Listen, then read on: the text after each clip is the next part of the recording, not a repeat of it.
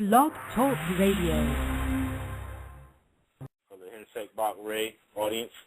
And tonight, I am very esteemed. I'm very proud to be able to announce our guest for this evening, Sister Sophia Stewart.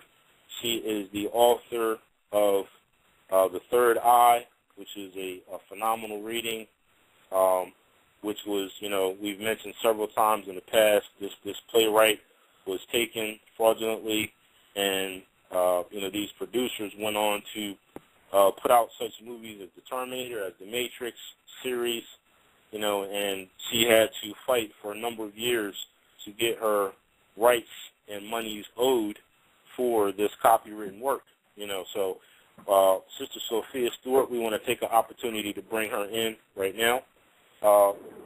Sister Stewart, are you on the line with us tonight? Yes, I am. Hi, can you hear me? I can hear you just fine, Sister Sophia Stewart. I have Brother Hensek Bach Ray on the line. Sister Sonia, welcome to the call. Pleasure as always to speak with you. Yeah, well, thank you. Thank Glad you for taking your time out. Thank you for taking your time out. And I wanted to tag on what Maya said. You have a phenomenal book, family. Sister Stewart's book is available on truthaboutmatrix.com. That's one title, one word, and you can log on. Please get on her email, download her book, support what she's doing. Phenomenal book, sister, phenomenal background, phenomenal. You're just a phenomenal person. Oh, thank you very much. Appreciate that. Appreciate you.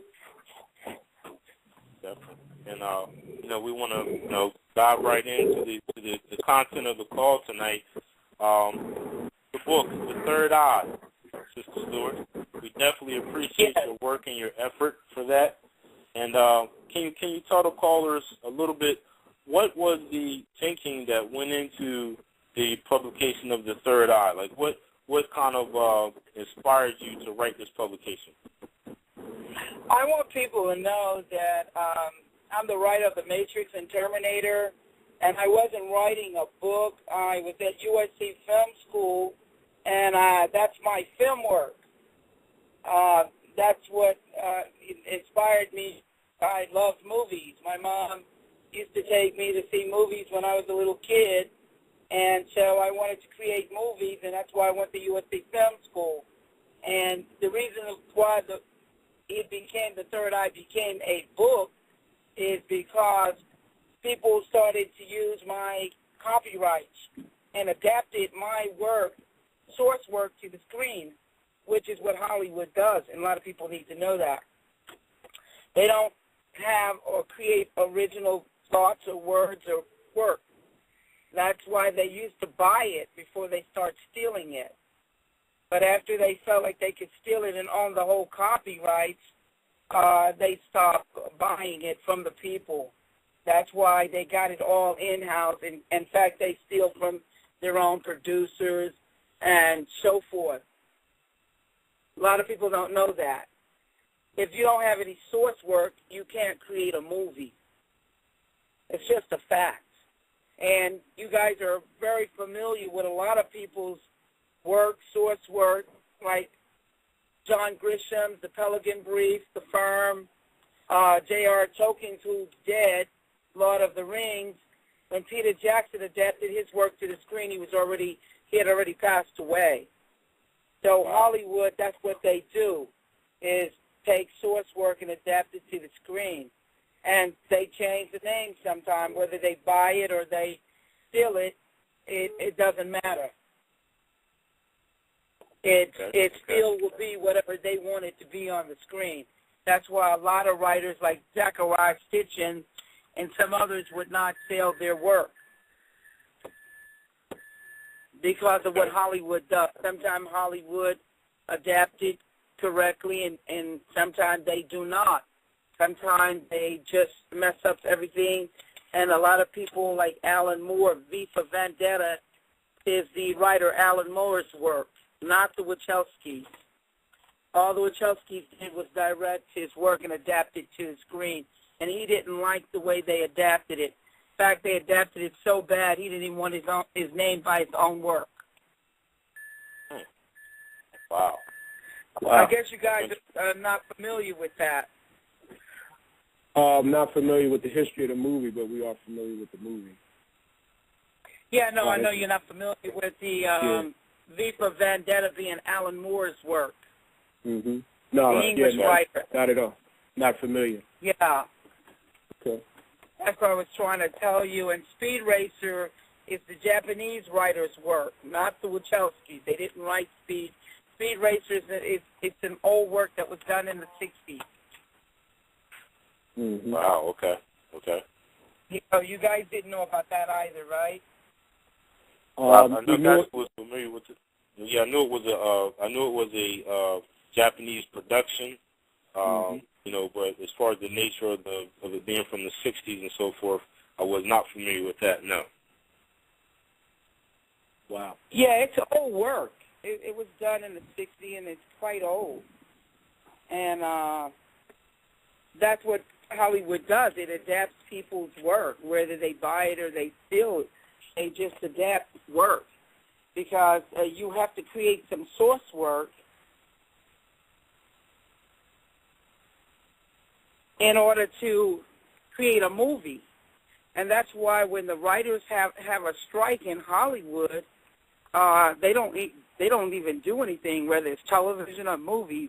If you ever noticed, and I think you guys remember hearing about the writers' strike, and Hollywood shuts down, and television shuts down whenever it's a writer's strike, because the writers are the most important people, not the directors, because all the directors are doing is with the script. The script is nothing but camera directions for the director and for the cameraman. Mm-hmm. Exactly. That's all the script is. I don't know if anybody ever taught you guys that, but a script is not someone writing some source work. Mm-hmm. And the director, he creates his vision from whatever is written in the script, because that's what you're going to adapt to the screen, whatever is in the script, because that's why it's called a screenplay, because it's just an adaptation of the source work. And when you take a book, you don't adapt it verbatimly. What happens is a screenwriter will go in there and take out bits and pieces and whatever they like, and they will adapt it to the script. Mm-hmm. And then sometimes they will embellish, but they don't get credit for writing, because the only way you get credit for writing anything is whenever somebody begins their source work, you're right there, and you're creating characters with them. You're creating concepts. You're creating a theme and a plot. Then you can get some credit. But if you were not there at the beginning of the source work, then you can't get any credit. That's true. You can't get credit by adapting source work that's already been created. Mm-hmm. Would that be considered the same as publishing, Sister Stewart?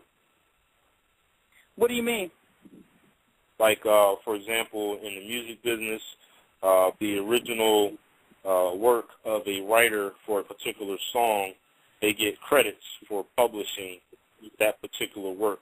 Is that the same type of theory with screenwriting? Well, it's almost the same. Just say, for instance, say you're Michael Jackson, the late Michael Jackson, and somebody is writing for you. Say I'm writing for him. And if he doesn't put his name on there, he's not going to get any royalties. If it hits really big, I'm going to get all the royalties. That's why a lot of singers put their names on something and maybe write a third so they can get royalties or get credit, because you won't be getting any if you don't have your name on that song. And I think everybody who knows music knows what I'm talking about or speaking about, because you can only get royalties if the publishing rights. You write the song, and you sell the song to the company, and then the company might buy your publishing rights, because that's what happened at Motown. Barry Gordy, he owned a lot of the singers like Smokey and, all the Diana Ross and the Supremes, some of the Jacksons, just various of artists that came through there. They own their publishing rights. In other words, it's just like the copyrights. And see, I own the copyrights to the Matrix and Terminator, and that's why they couldn't get any trademark, because they didn't have a copyright, which is the same as publishing rights. Okay. You can't get a trademark. Right. Go ahead. Now, when we spoke before, you mentioned the concept of the Matrix came from basically from the Bible, from a biblical perspective, and you were breaking down on a spiritual level what these particular scriptures meant. Can you explain a little bit to the callers what your thought and preparation was with that?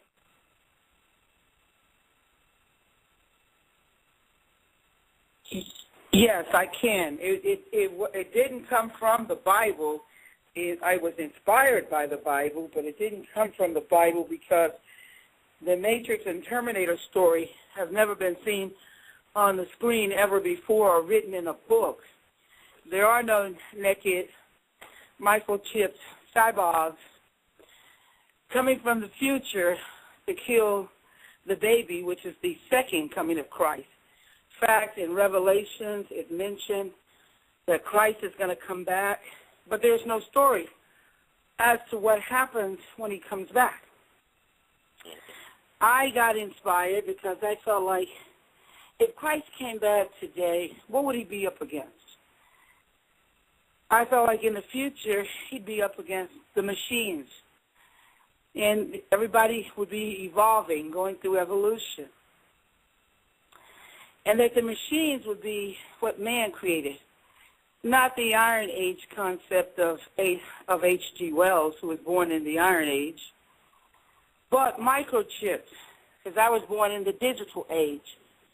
And I felt like man would be so sophisticated that he'd be like God. He'd have the knowledge of God, and he would start to create bodies. And these bodies will be matched with machines, but not metal, because I saw in the future there would be no metal. That metal did not really, it wasn't pliable with human tissues and human bodies. And the scientist was way off the mark when they created this big old metal hard, and they put it in the chest cavity of a black man. And it only lasted for a while, and then after that, it was over. And you couldn't put this big, heavy metal hard that they had created in the chest cavity of a woman because her cavity in a child's cavity was too small. They were too small for that. And I thought, wow, they're way off the mark, because metal will not be merged with man. It's horrible to even try to merge man with, excuse me, to even try to merge man with metal. I saw being born in the digital age that man would be merged with microchips the size of a pinhead, and then it would be some manageable silicon that you could microchip. In other words, these implants, liver, lungs, kidneys, and hearts, they would take a licking, but everything would keep right on ticking. And that, you know, even though right now you send somebody out in space, if you put a brain and send it out, it'll come back intact no matter how many years. But if you sent a human being out there with a brain, their body parts would have worn out by the time they made it back to Earth 75 years or 100 years later. But if they had microchipped implants made out of manageable silicon, those body parts would never atrophy or wear out.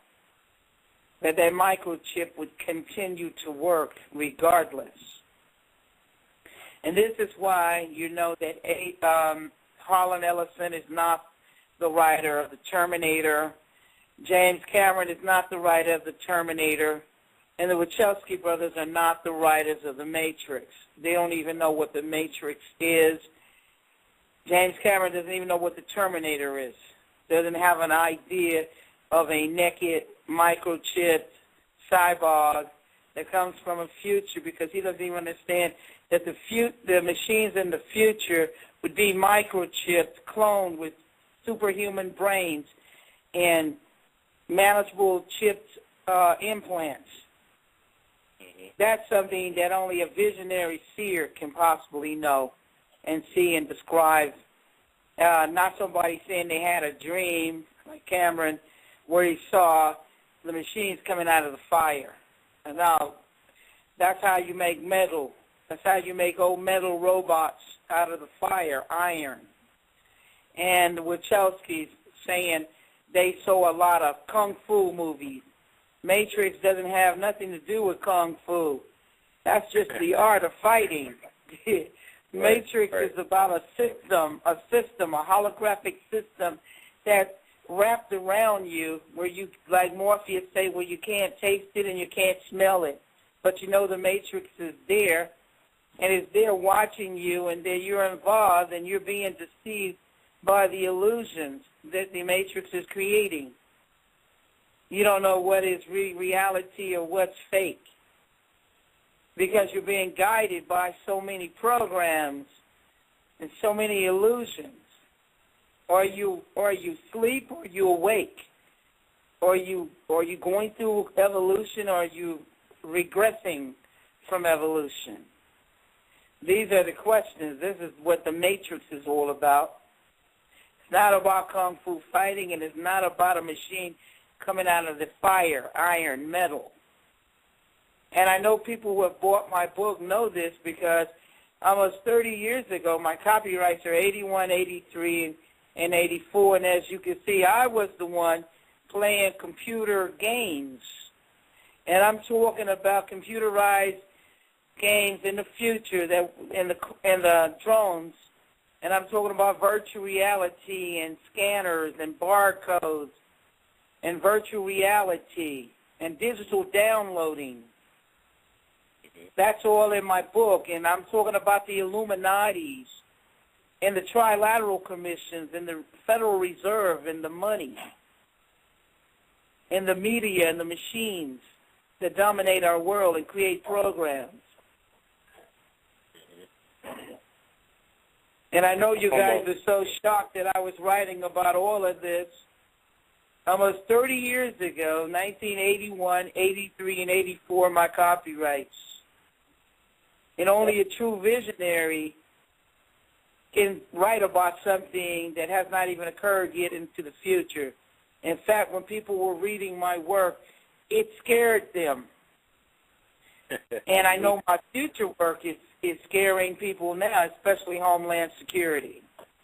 That's right. That's exactly right, Sister Stewart. Sister Stewart, I wanted to tag on what you just said. I thought it's very interesting, the epiphanies that you embellished into written form to show people the advancement in technology. And I know you had made a statement in the book that the creators who plagiarized your work said the technology was too advanced at that time to put on the silver screen. So we want the callers to know that Sister Stewart's vision, guys, was so advanced that Hollywood actually was taking some of her visions and some of her creative juices, graphics, special effects guys, to the point where the military guys has borrowed some of what Sister Stewart's concepts were, and they actually have working prototypes of Terminators, Sentinels, Silicon, microchips. I mean, you can look around, guys. The technology is advancing, and a lot of times it's because of brothers and sisters like Sister Stewart who have leapfrogged the technology through their DNA. Okay, and I'll give you an example, Sister Stewart. The brother who invented the Internet, for the listening audience, is a black man, guys, who invented the international networking system in the 60s, and you know nothing about him. They say they can't even measure his IQ. So I definitely want to tag on that, Sister Stewart. Yes, ma'am. So I definitely want to let the listening callers know we always like to give a bibliography, Sister Stewart. I think it's interesting that in your book you talk about a specific type of space travel that is a flying pyramid. And I said, wow, that's deep, because Stargate came out after your book, and they had flying pyramids. Yeah, well, they stole that right out of my book. I can tell you and you guys, a lot of fans, a policeman got one of my books, and he was blown away. He said, oh, my God, the 1986 movie Dune came right out of your book. He said, I read the old 70s books, and it was not the movie. He said it definitely came out of your book, and lots of fans got my book and say Stargate came out of your book, the X-Files. We saw the X-Files logo right in your book. Predator, where the Predator is using the triangles and the nuclear bombs and stuff. That's right. It's all there. I mean, I can total recall the Dark City. I can tell you all the movies, Transformers, all three of the Transformer movies came out of When the Gods Walked Here in my book. That's right. You think I'm joking? Get the book and read it. They even use graphics in my book. Stole the graphics right out of the book in the last movie on the Dark Side of the Moon, right in the book. And I know some of you guys haven't even gotten to Solus and When the Gods Walk the Earth. But it's going to blow your mind how much Hollywood has stolen from me. Special effects and graphics. Dan Winston did not create the special effects where the Terminator's coming out of the blue flame, coming and landing naked without shame. Those special effects and graphics, I'll be back, we'll be back, comes directly from me. In fact, they had no shame, and I know those who out there have read the book or reading the book or can see it. In fact, in the transcript in the book, the FBI is validating the theft. The judge is validating the theft because in the transcript, in the court transcript, they told the judge, Judge Morrow, that they stole the Terminator from me, and they expected her to rule on the statutes of limitations. That's how they stole. They used the James Bond case. They cited James Bond case where the writer, Ian Fleming, wasn't the writer. It was another guy that wrote it, and he sat on his rights, and they stole it from him. And they told the judge that they was expecting her to rule on the statutes of limitations, and she said to admit that you stole the Terminator to a federal judge is willful intent with malice, that the clock starts holding for the statutes of limitations when the victims discover the theft, not when you commit the act. Because they had at that time in 2004, it was 18-odd years ago that they had stolen it from me. And those who are reading the book, you can see that transcript. And I know maybe some of you haven't gotten that far, but you're going to read it. And you're going to be appalled. You're going to say, this is really, really bold to admit theft to a federal judge and for the FBI to validate the theft in the book, and the book is selling around the world in all the foreign countries. In fact, the foreigners know me better than the people here in America. Been knowing about me and rooting for me, and knew that the federal government did not protect my copyrights. They did not protect my rights to due process of the law. Why? Because the Ku Klux Klan is riddled all through our whole system, especially law enforcement. Our courts, our police forces, our judicial systems, all heavily Ku Klux Klans. And David Dukes told everybody in 1992 that they were going to take off the sheets and they were going to put on Brooks Brothers suits and they were going to operate as business as usual. That's and right. Yet, That's all right. of America missed that one important point that he was making in 1992. That they were going to carry on business as usual because the Ku Klux Klans were law enforcement. They hid behind the sheets. And this is one thing that was never taught to people of color. They hid behind those sheets because they were the ones who were supposed to be upkeeping the law, not breaking the law, but keeping the law. But they were the lawbreakers. And those clowns that wearing those uniforms and capes and hats and stuff that's walking around in the parades are not the real KKK. I'm sorry. They're nothing but a distraction, nothing but some clowns. They don't have a pot to piss in and a window to throw it out of. I'm sorry, but it's about the truth. The real Ku Klux Klansmen is operating as lawyers, judges, policemen, FBI agents, politicians, senators. I'm telling you the truth, congressmen. And they're stealing just like they did when they first began, stealing property as usual all across America. Now, tell a little bit about explain a little bit about your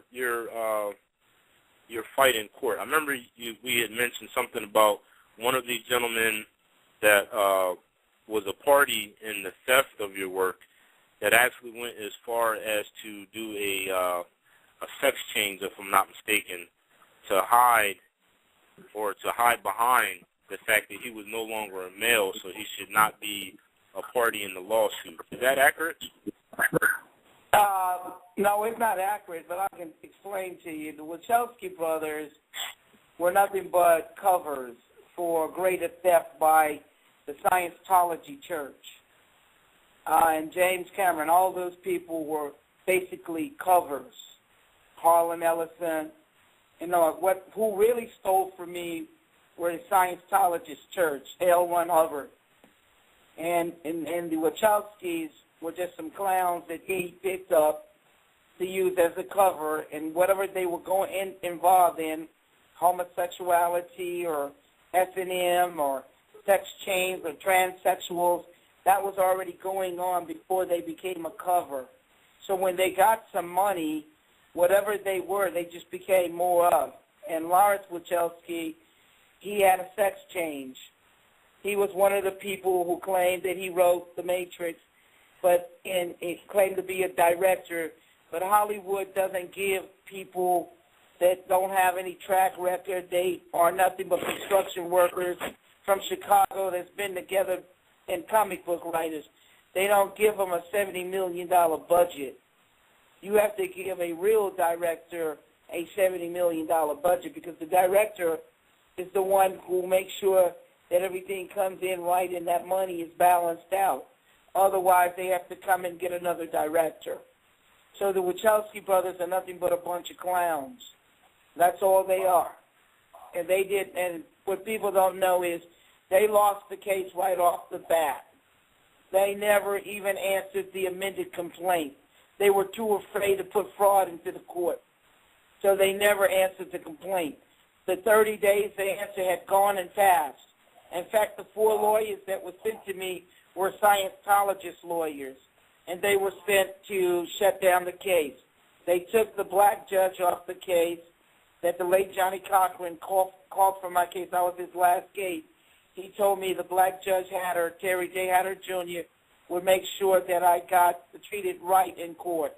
So they took him out by hiring his son, who's an attorney. It was a conflict of interest for the black judge. He stepped down, and that's when they put their own Scientologist judge, who they had worked with, Margaret Morrow. Margaret Morrow had worked with my lawyers before, 2 of them. She had worked with Michael Stoller with Warner Brothers.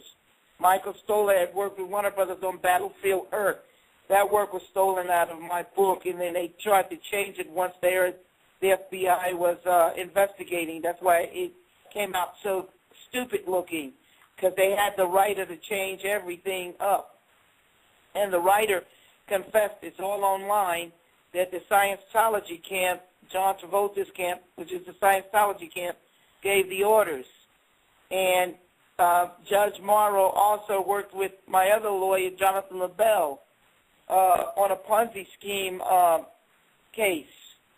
And Jonathan LaBelle, he didn't even have a license to practice law anywhere. He had gotten disbarred in 1993 when he stole from a client. Over $6,000 he stole from a client and put it in his own personal account, the money, instead of an escrow account. Then he lied on the justice, and told the client that the judge or the justice told him to put it in his bank account. So the disciplinary committees of New York City disbarred him and sanctioned him in 1993. But that didn't stop him. He kept right on doing cases and stealing money up to January of 2012. He was a communist cell planted here in America by birth. I have his census records where his mother changed his age. They were older, he and his twin brother. She changed their age. They went to Harvard and Cornell. They couldn't even get a license they passed the bar at Harvard, but they couldn't get a license because they pled the Fifth. They would not talk about their communist activities, so they couldn't even pass the character part of the bar to get a license. Somebody in 1978 gave this guy a license, Jonathan LaBelle, but he was nothing but a thief. And so he kept his practice of stealing. He would come in, and you can look at I got it for default judgment on him.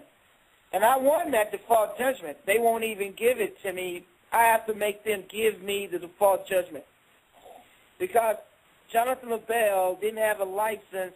He defrauded me out of $50,000, and everybody that comes under his contract, the other three lawyers, are accessory after the fact.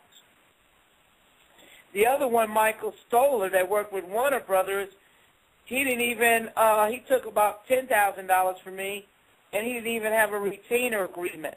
And under California law, you have to have a retainer agreement. This guy was stealing so much money from clients across the country in over 11 states. The U.S. attorney caught up with him, and they fined him $2.5 million. But he kept right on stealing, and they finally disbarred him. Now, you got to ask yourself some serious questions here. How can the government let these lawyers steal money from the clients and do not put them in jail, and once they get disbarred, they still stealing? You need to ask yourself that question. In the Scientology church, is nothing but another mafia. That's all they are. L. Ron Hubbard's wife and 10 other members went to prison for stealing papers from the IRS and from the federal courts. And they tried to plead religion, and the government didn't want to hear it. Put them in prison. So the Scientology church got like about 20 lawsuits against the IRS. And they're saying they're sovereign beings and that the government and the IRS do not have no jurisdiction, or the courts don't have any jurisdictions over them. Wow. And they pay investigators. They use the book, The Art of War. They pay investigators something like over $200,000, up to $300,000 to go and investigate you and try to find out what your background or your secrets are. And then they go and they kind of, like judges, they come after the judges through their family and friends. In other words, they release all the information. Say a judge might be a pedophile, and they send those investigators out, about 5 of them or more, which is the investigators are scared to tell all the stuff that they do, but they've been interviewed and they've told some stuff on them. And they will blackmail the judges through their own family and friends. They don't do anything direct because the judges can call out the FBI and get them arrested. What they do is they use the art of war, and they do it subtly through their relatives and friends, and you can't arrest your own relatives and friends. Mm-hmm. And that's how they've been blackmailing judges in courtrooms to do as they want. And the federal government knows about this. There's all kind of due process violations in the courts because, see, the federal judges, they die out of their posts. A lot of people don't know that. State judges are elected, but federal judges die out of the posts. Yeah, they're appointed. That's right. Federal judge has a lot of power. Mm-hmm. Go ahead, ask the question. Yeah, the term matrix is listed in the Bible 5 times, and you explain how matrix means womb. Can you expound on that a little bit? Yes, the matrix is mentioned 5 times in the Bible. Exodus 34th chapter, 19th verse, God says, "He who opens the matrix is mine." And what God is saying, since matrix is Latin for womb, he says every child that comes through the womb is born with a soul. And that's why when you go to the Terminator, Sarah Connor is Neo's mother. Sarah Connor is going to have the baby. Neo is just an anagram or a sneaky way of calling him the One. O-N-E-N-E-O, one and the same. In other words, John Connors, J.C., Jesus Christ, is equal to Neo, one and the same. And so what happens on this is this one epic story. It's the path of Neo, or the journey of the One. And Terminator has to come from the future.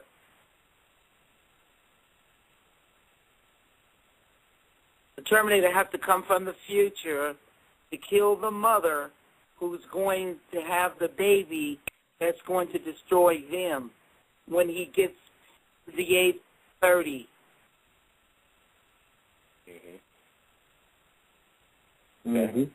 Gotcha. Okay. You know, the Matrix is in the future. And the Terminator is the beginning of the epic. So it's in the past. It's time travel. It's past, present, and future time travel, which the Bible is divided up into. When you look at the Old Testament, that's our past. And when you look at the New Testament, that's our present, what's happening right now, right to this day. And then when you look at Revelations, that is what we will become. That is our future. So that's how the Matrix is broken into time travel. So when you look at the 3 Terminator movies, you're going to the past and you're looking at how the One was born and his mother and what happens to him as he's growing up. In Terminator 2, he looks like a girl because I said on paper that I put him as a girl because the machines are looking for him to kill him. And so they're looking for male children that are exhibiting unusual gifts. And they're not looking at the females. That's why he has the long hair and the earring and he looks unisex.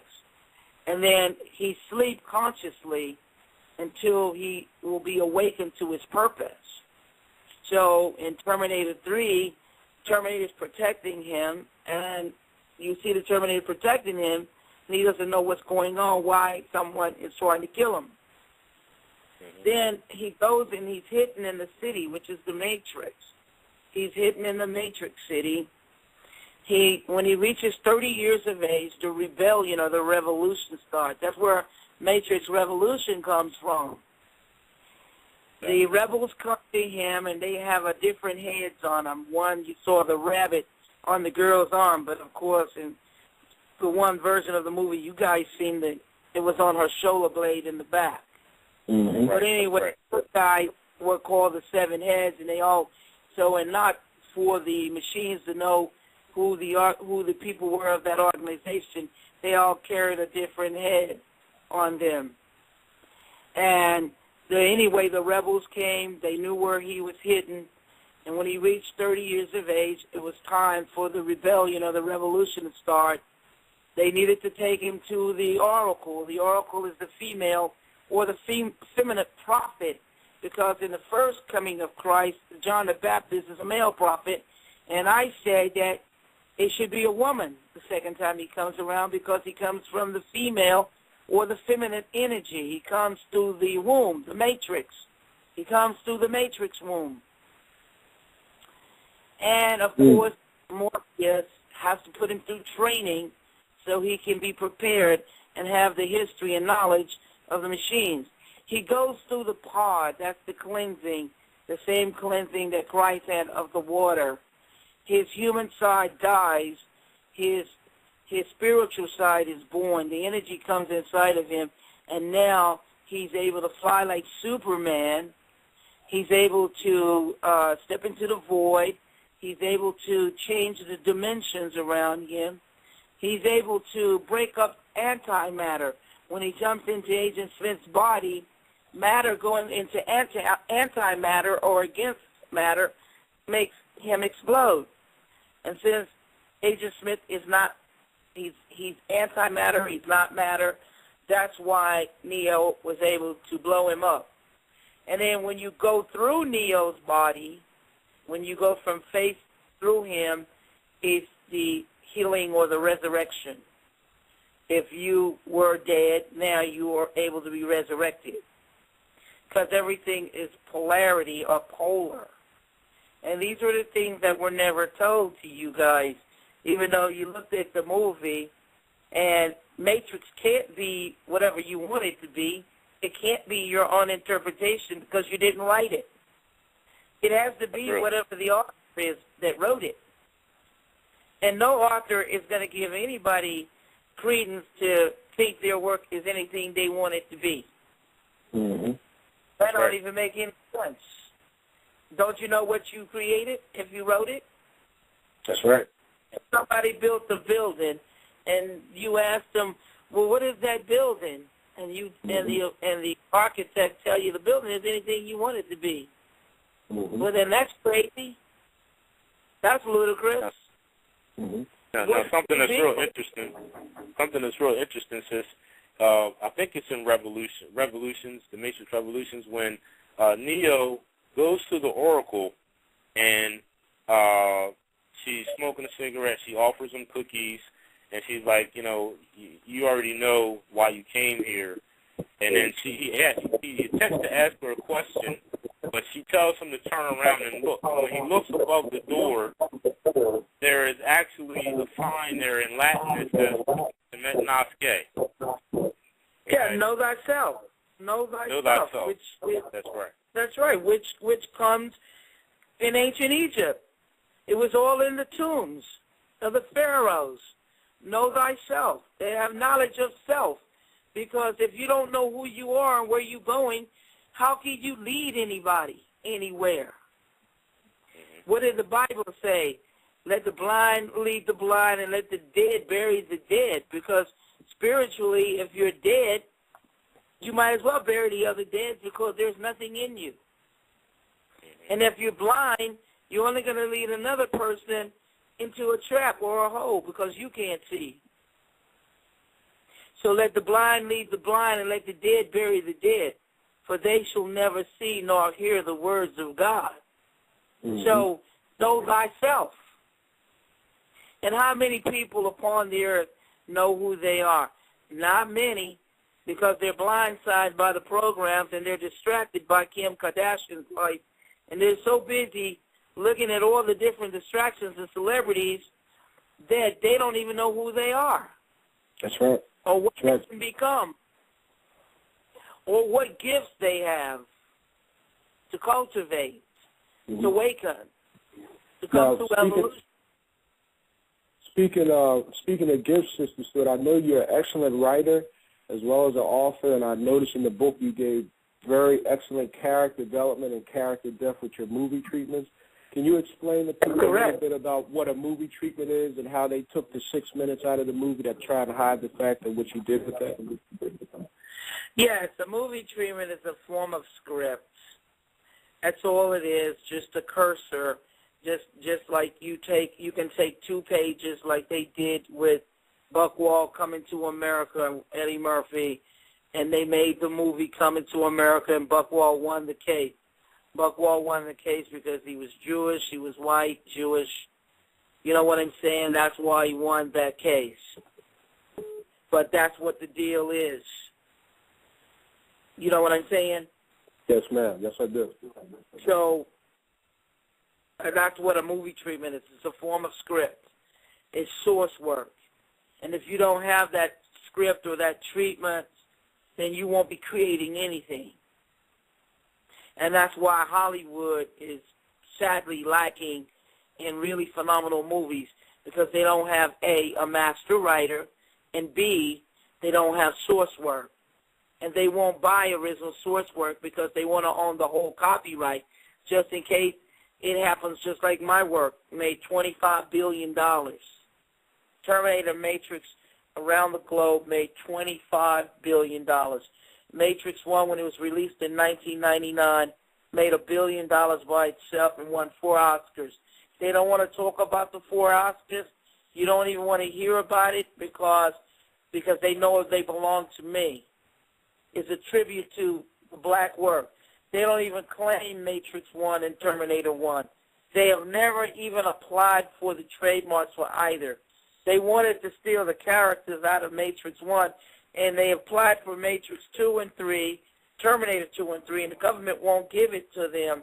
No trademarks because they don't have any copyrights. They don't have any copyrights. They don't have any mark in commerce. In order to get a trademark, you have to have a copyright, and you have to have used the work or sold the work in commerce for there to be a mark. And what they were trying to use for Terminator 2 and 3 and Matrix 2 and 3 were words in cartoon drawings. But they wouldn't swear under oath. They wouldn't swear under oath because the lawyers who try to get the trademarks for them and the clients both will go to jail when it's found out they don't have any copyrights. Mm-hmm. They've killed a lot of people for these publishing rights and copyrights as long as they get to own them. They're not going to kill you if they don't own them. They might have a chance to get them from you. I'm just telling you the truth. Tupac, Biggie, no killers. Listen, y'all need to listen carefully here. Tupac, there's no killers. Biggie, no killers been found. Whitney Houston, Michael Jackson. Come on. A lot of people they've killed. Phyllis Hyman. I mean, they committed suicide. Come on, you guys. Come on. These are young, healthy people, but they don't own their publishing rights. And you're worth more money dead than alive because they make more money off of you dead, and they get to control you while you're dead because you can't do anything. But they can't control you while you're living. That's right. They can't, but they can control what happens to those publishing rights, and they make billions of dollars. And then, come on, you think about that. Who's benefiting? And that's where you find the killer. Who's benefiting from the publishing rights? Like, okay, they paid that doctor to kill Michael Jackson. Come on. But he ain't benefiting. If the DA wanted to look at who's benefiting, because that's the way old law used to be practiced. If somebody got killed and they were rich or whatever, they had a lot of substance, what they looked for was who would benefit from this person's death. Mm-hmm. Who's going to get money because this person is dead? Not the doctor, because he was already paid off. But he only got 4 years, because that just shows you. He was just a scapegoat. Mm-hmm. He was just another person to take the rap like everybody else. That's all. Just front man. That's right. And let me tag on this, Sister Stewart, for the listening audience, to give you a perspective, audience, on how powerful owning your publishing is. Remember, Michael Jackson owned a lot of his publishing, but in addition to that, he had bought half of the Beatles publishing family. And Let me explain that to you. No, you got it wrong. Let me explain that.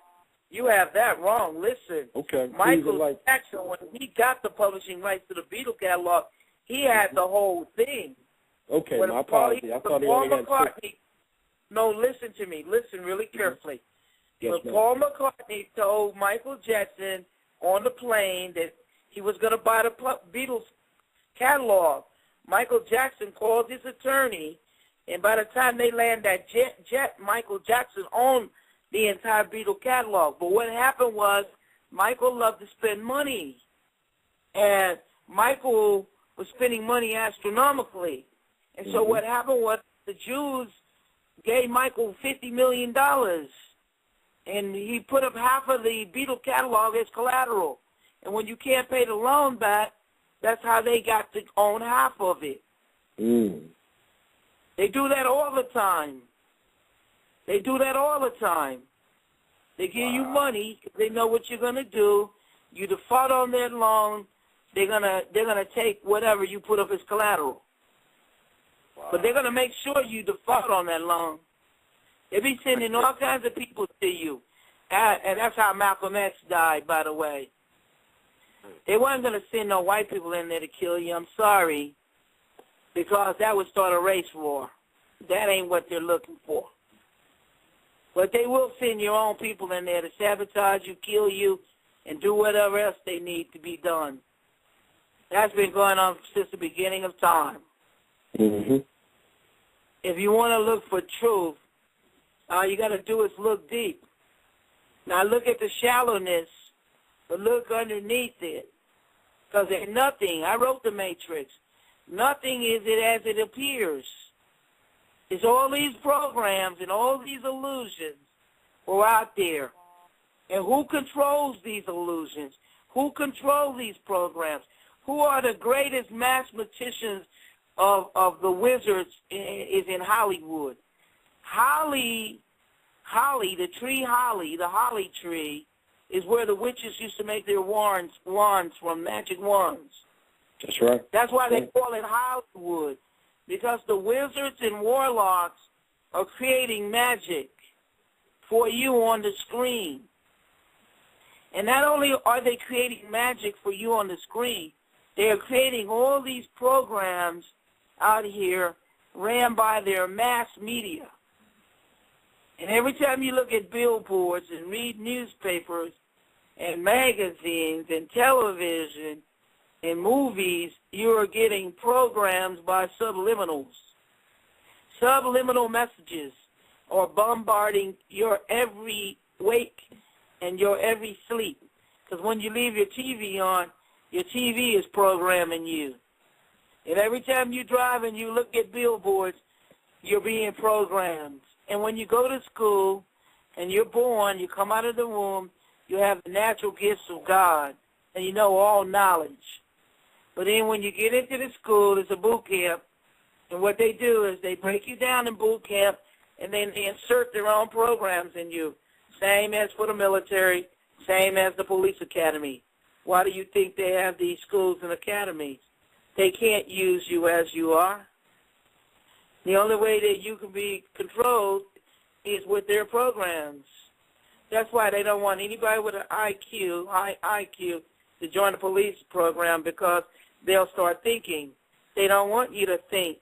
They want you to react. They got 4-star generals to do the thinking for you and others. Like I always tell people in the stores when they make mistakes, I say, don't feel bad. You only paid to act. You're not paid to think. Your managers or supervisor are paid to think. Call them and they'll do the thinking for you. That's well, it's true. the truth. Well, I know it sounds drastic, and I know it sounds funny, but truth is very strange and very funny. But it's very real. We live in a robotic world. The Matrix is around us.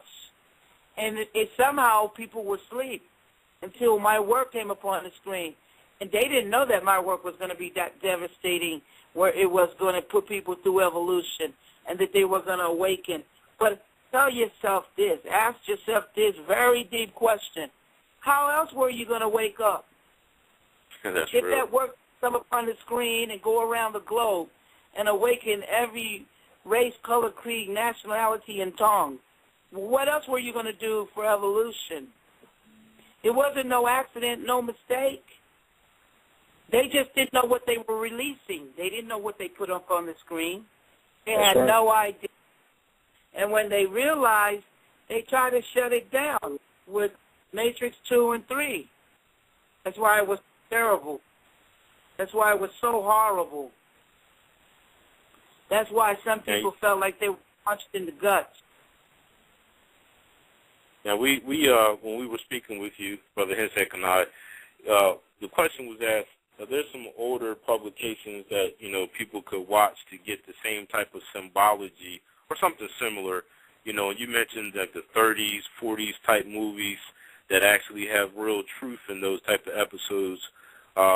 Superman, where, the characters have L as the last name, Kyle L, Jor-El, things of that nature. He has a lock in his hair, which is a 9-ether trait, not a 6-ether trait. What are some other movies like, The Wizard of Oz, or some things that people could go back to and revisit to enlighten themselves? Maybe they didn't catch it the first time because they were asleep.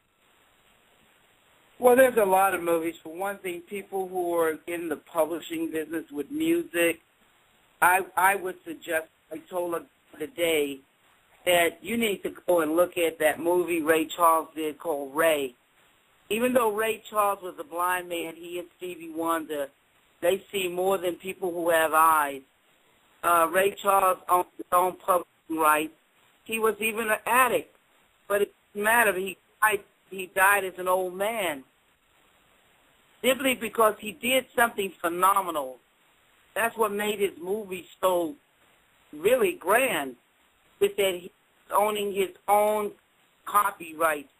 Publishing rights. Can you imagine that? A black man that this era owning his own publishing rights. And if you look at the movie, it tells you exactly how the industry is and how you should protect yourself. And then some of the old black and white movies go back in the 30s, the 40s, and you get bits and pieces of the truth. Because everything after the 70s, including the books and the movies, have just been programmed. It's so idiotic, I can't even believe people are espousing those programs. And you can listen to people and know they're not even thinking. They don't even have an original thought. It's just like they become so robotic that you could just give them a piece of the program and they would just continue. Like, most of the people have missed the whole point of what is going on with me.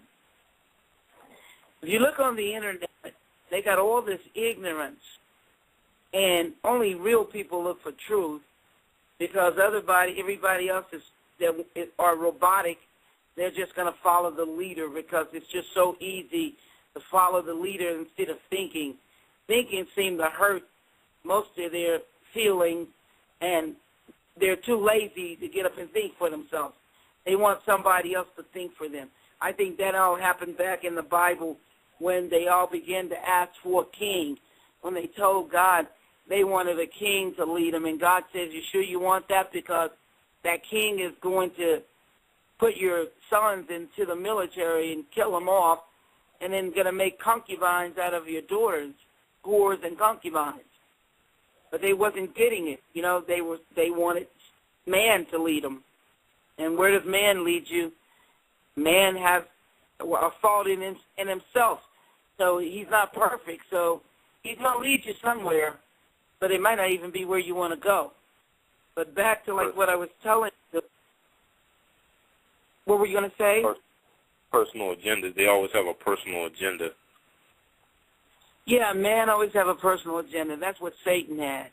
He had a personal agenda. That's why he became Satan, because he got a personal agenda. No pun intended, but it's really true.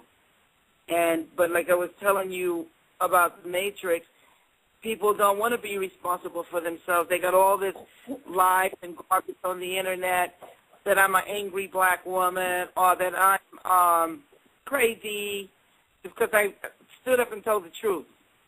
And you know what I'm saying? I didn't get a dime. I didn't make any money. Just all kinds of stuff. It's just so many rumors, so much slander, so much defamation, so much ignorance on the Internet. It's unreal. But they're missing the whole point. I've done in the thousands of interviews. I mean thousands. It might be like about 4,000 interviews. Constantly asked for interviews. It goes all the way back to 2002, nonstop. Yet no one has ever asked me on no radio, no television, no magazines, no newspapers, no foreign press. No one has ever asked me the most important question of all, and that is, what do you hope to accomplish by hoping out? ask about money the time. They think that is the most important thing. Yet I keep telling people it's not about the money, but it is about the money, because if someone steals something from you, they should always pay for what they take or what they utilize or use. But it's a greater purpose here. Then people say to me, well, do you intend to buy a studio? Then I tell them, oh, yeah, Tyler Perry has a studio, Oprah has one, but studios don't make you owners. What makes you an owner is distribution. Distribution is what makes you an owner. It doesn't matter if Hollywood allows you to make movies. You can make all the movies in the world. Who cares? But if you don't have distribution, you're not going to make any money. It's just going to be like 50 Cent's movies going to DVD. Come on, you guys. You don't got no theaters. You don't have any distribution. These are the things that make owners. That is the thing that you should be concentrating on, not working for someone, but working with others. And why should I separate? Because going to get a studio is separating me. Why can't I go in there where Warner Brothers is and get distribution and bring people in? Because they're breaking antitrust laws. Microsoft was breaking antitrust laws, and the government broke them up. Standard Oil was breaking antitrust laws. They were a monopoly. The government broke them up. Marbell was a monopoly, and the government came and broke Marbell up, the telephone. Now, everybody's been broken up here. I can go on and on. But Hollywood makes those old propaganda movies for the government. So the government allows them to keep a monopoly. The monopoly is keeping you from making any money.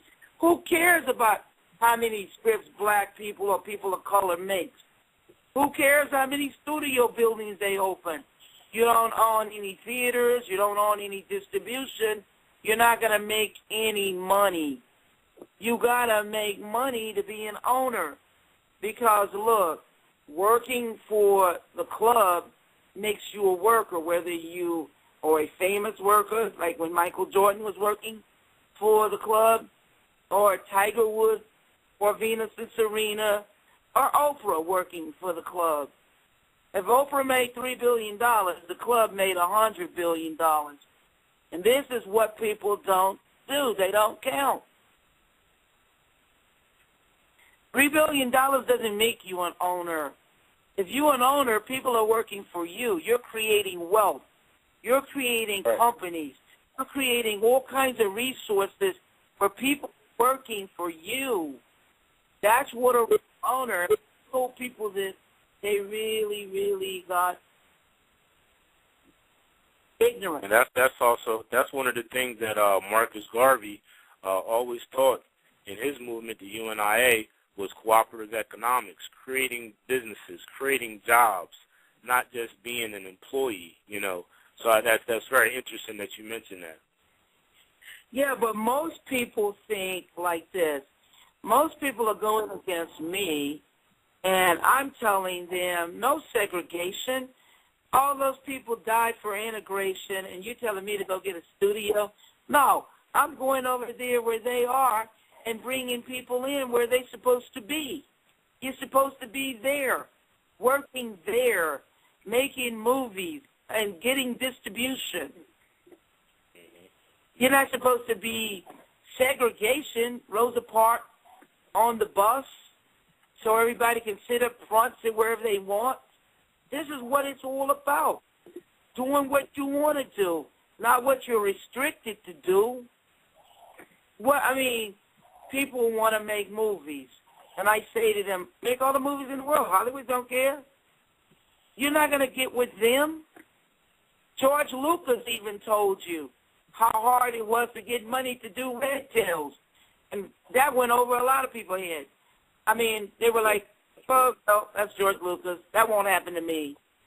Oh, my God, what a fallacy. Lucas is telling you They don't want any black movies. And this is the reason why they said they don't want any black movies. They are saying we don't want any black movies because black movies can't make any money. They don't stay in the theaters long enough to make any money. But The Matrix and Terminators are black movies. That's right. I'm a black woman, and they made $25 billion. So you can tell them that's a lot. Because SOPHIA and STEWART wrote those movies, and they made $25 billion, and they won 4 Oscars. Then they say, I'm just telling you guys straight up how Hollywood really is. Then they'll tell you, like when I say they can't make any money, then the reason why they'll say, well, movies don't stay in there long enough to make any money. Do you know why the black movies don't stay in the theaters long enough to make any money? They're sabotaging. They're sabotaging the black filmmakers. They got 35,000 theaters, and I know because I frequent those theaters just so I can see what they're really doing, and not from somebody telling me, from me going in there and seeing with my own eyes and hearing. What happens is they will put the black movies out, but they won't advertise. They won't advertise the black movies like they do the other movies. Then they keep them in the theaters, and they pretend that they're empty, so then they can pack them up and send them on back. The same way that Barnes & Nobles do the black and people of color books. Oh, these books are not selling. So every book they send back to you, you have to pay for. Wow. That's right. They're doing an inside sabotage. I'm so glad to be on this show so I can really tell black America, for people of color around the globe, what's really going on.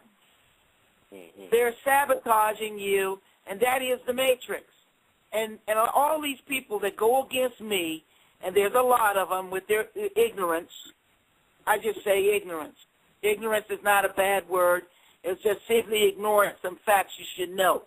That's all ignorance is, ignoring facts you should know. And these people go against me because they think that if they go against me, they're going to be blinging with Hollywood. And Hollywood doesn't want any black people in there. That's real. There are no open doors for black people in black movies for distribution. And what am I fighting for? That distribution, so we can open up the door and let in all the people of color to make money, real money. Not money through DVD sales, real money. The antitrust laws, breaking up the monopoly. This is what all people were fighting for. All those white companies that broke up Marlboro was going against that antitrust laws and those monopolies. All the gas stations that went up against Standard Oil, and all the computer companies that went up against Microsoft. This is why. So they can make some real money. Because who was making real money when there's a monopoly going on? Nobody but Bill Gates. Yeah, that's right, Microsoft. Nobody but Standard Oil. Nobody but Marvel, Pacific Bell. And Hollywood. Nobody but Hollywood. This lesson needs to be taught because black people don't know and people of color don't know very much about economics. I'm sorry it had to come this way. I hope what I'm speaking, is posted everywhere all over YouTube so people can start listening and they can wake up and realize why they're in the Matrix and not go against me, because I'm trying to open up the door of distribution so you can make some real money and your kids can make some real money in the future. And I thought people would be joining me. And here they are going against me, and then a lot of them will deny, oh, yeah, you wrote The Third Eye, but you didn't write The Matrix and Terminator. Well, you can't separate them. They're one. It's just like you're trying to separate your body from your thigh or your body from your virtue body. Brother Maya, do we have Sister Stewart back on? Because I want to just keep the fire going with her. I know. Hey, Sister Stewart. I try to keep it. I try to hold it down for you. But we really appreciate you giving a bare bones, because a lot of callers have never heard this, because we don't have people in our living rooms who have the knowledge that you have about the industry. Yes, I'm sorry. My phone just went out. It just dropped. I'm very sorry about that. While I was telling you guys something, it just cut off. So I apologize. Right. I don't know what happened, but it does happen. Right. Sometimes you drop a call. But yes, you can ask me some questions, because I can move on to another change of thought or whatever, and maybe some people have questions. Yeah, we definitely do, sis. We got several people in the queue. We're going to take our first call and our first question. Caller 302-438. Can you state your name and where you're calling from? We're live with Sister Sophia Stewart. Yes, my name is Les. I'm calling from Wilmington, Delaware. How you doing, Brother Les? I'm doing just fine, thank you, brother. How are you tonight, Brother Mahir? Doing great. Doing great, brother. That's great. Sister Stewart. Yes. I have been almost about to explode in this room. I've almost been about to blow up. I just felt like I was going to just incinerate. I'm sorry if I caused that. But in a good way. This was so interesting to me because I've been actually teaching this for 20-something years. Wow. Listen, I don't even know where it came from. I'll start speaking to the brother Henset and Brother Mahir. The first thing he asked me is, had I ever read The Third Eye? And wow. Unfortunately, I hadn't, and I feel really bad now that I hadn't. But, sister, let me tell you, you're not crazy. You're right on point. Everything you have said this evening, as far as the Matrix is concerned, has scientific basis. Period. Oh, yeah. And a lot of people think I'm crazy also. Believe me, they think I'm just... I don't think they think I'm crazy, but, that's something that Hollywood tries to throw out there to, to break up my credibility. You know what I'm talking about? To stop my credibility or to harm my credibility or to keep people from searching for the truth. But it doesn't stop the real person that looks for truth, but it does stop some people. You know what I'm saying?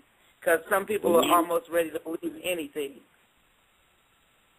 Well, let me say, you know what I'm saying? I truly find everything you saying so intriguing because it's right in line with my beliefs. And I'm not going to get long-winded here, but I just want you to say you have one lifetime fan.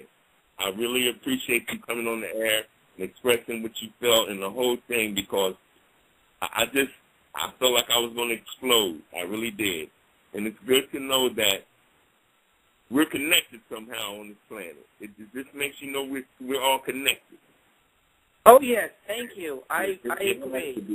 We have that one conscious source of positive and good, and you're absolutely right. Anybody can tap into it and become a part of it.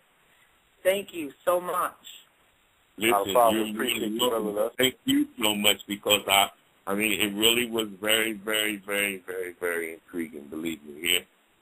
And once again, you have a lifetime fan, and any of your materials I can get my hands on, I will definitely get my hands on it. And you can go to my website and buy the book, The Third Eye. It's on truthaboutmatrix.com. That's my website for all those who are interested in knowing the information and knowledge that I'm speaking about. Mm-hmm. Oh, and that's truthaboutmatrix.com. Okay, we want to reiterate that. Brother Les, we definitely want to thank you for calling in. All right, we're going to go ahead. We've got a few minutes left, so we're going to take some more callers, okay? Yes. Okay. All right, peace, brother. All right. Caller 404-944 from Atlanta. Can you state your name and where you're calling from? Yes, peace. Greetings, Brother Mahir. This is St. Asha. Oh, peace, sis. How you doing tonight? Oh, all is very well. I tuned in about 20 minutes ago, and I want to say I give thanks for the show. Sister Sophia, how are you? I'm fine, thank you. Doing really good. That is good. Girl, you are right on time, and especially what you brought forth about the sabotage. 2 weeks ago, a friend of mine told me that she was told by a couple of people that worked at Barnes & Noble that for some strange reason, every time the quote-unquote African-American self-improvement or spiritual books hit the shelves, they just automatically disappear, or even sometimes they're vandalized. People are writing and marking them up. So what you said about that is a confirmation. Also, too, I like to highlight that I had went to a lecture that Asa Hilliard's daughter gave about a month ago. And she had stated that when she was young, when in her teens, her father brought home a report that was showing that FedEx, and this was some time ago, but FedEx had actually published literature that outlined, how can I say it, defiant or so-called, quote-unquote, conscious scholars, writers, or anyone that was trying to evoke consciousness amongst people, and that they were actually distributed, these books were distributed to Fortune 500 executives to let them know that they should not ever support these certain people that were published in the book, and that they should not support any type of causes or nonprofits or any type of activities that these people were involved in. So, yeah, and because then, you're absolutely right. Go ahead. You're absolutely, because I'm going to talk about that when you finish, but you're absolutely right. Go ahead. Oh, and then on that note, and also, too, I just wanted to say that I should have known that I was a sister that was behind the Matrix, because I resonated with that film so much. I watched it over 50 times, and I just want to thank you so much, and I'll let you know that your work is not in vain, and I know that there's a lot of opposition and things out there, but like you said, it is about the money, but also it is about everything on the spiritual realm, and I thank you for that, and I'll just let you, elaborate with your comments. Thank you so much, y'all. I'm enjoying the show. Thank you. Thank you for validating what I was trying to say to people, because this has been going on for a long time, because when they started blackballing the late Michael Jackson here, he had to go over, the foreign countries and make money. And he made lots of it because they will blackball you here, and they will pull together, and the Jews, they won't go up against each other. And then the black folks, they won't do that, or people of color. They won't do that. They won't have any unity, because we can all prosper very well with unity. Anybody can.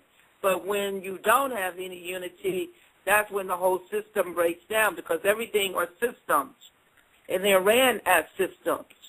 If you look around you, that's all you see. The elite, they got systems. And we don't have a system. And that's not having anything if you don't have a system. No unity. And that's all it is sabotage. They don't want you to espouse the creativity that God gave you, the great inventions and stuff. If they can separate you and bring in the Indian scouts, because that's what I call them, anybody that comes to sabotage is an Indian scout. That's what happened to the natives. They couldn't track them. The Indian scouts did it. And they didn't put you on the boat and sent you to America. It was the Zulus and the other stronger tribes that took out the weaker tribes and put them on that boat and sent them away. And a lot of them were. It's always been psychology. It's always been a mental thing. It's never been about a physical. The mental is what wins the game, like of chess. It's not the physical. Anybody that conducts physical violence is automatically a loser. Period. No matter what. That's a losing game, because oil and water don't mix. And this is a mental game that's being played. It's a psychological mental game to conquer and divide. It's not about the physical at all. And sometimes when you see appearances like where that little boy died, that little 17-year-old boy in Florida, now Trayvon. That was the Trayvon. That was to test the law. They brought in that new law self-vigilante or self-defense, and they have to have a case to test that law. And that little boy was a sacrifice just to test that law, because they do that all the time. I'm just so shocked at people, at not looking at the big picture behind a act of violence. It's not every time what you see, but what is the big picture, and who's going to benefit from that little boy's death? And the law is going to benefit, because they're testing the law to see what they can get away by using that law. That's real. That's real. That's how all laws were brought into effect. They had to have a case to test it. How do I know about this? Because I have a legal background. I am a paralegal, and I studied criminal law from the Brooklyn and Manhattan lawyers. Okay. So I'm not just speaking idly. I'm trying to make it open and expand your minds so you can see other things, not what they try to get you to see. We got Brother Sabir, I believe, on the line too, sis, from Los Angeles. We're going to try to bring him in. Caller 347-982. You're on Knowledge is Power with Sister Sophia Stewart. Can you state your name? Peace, brother. I'm from the universe, brother. I ain't from Los Angeles. I'm from the universe. Peace of life, brother. Peace, Sophia. What's going on? Oh, this is your world. I'm going to see it. It's not my world. It's not my world. It's your world. It's the mother's world. It's y'all. Y'all give birth. Y'all give life. Well, it ain't mine. I'm gonna put it like this. I'm in the world, but not of the world. Okay. There you go. That's what I'm talking about. I'm just listening. I've been enjoying this for years. I've been talking with you, so this is nothing new with you and I. So we always talk. So it's a good thing to hear you on these brothers' show to give them another audience, the opportunity to hear you. You know what I mean? Who never did. Yes, I agree. But I heard the brother say he's cutting, the time frame, but I just want to let you know that I'm listening in, and I'll rap with you when we get off the air. All right, peace to Brother Meyer and Brother Hensel.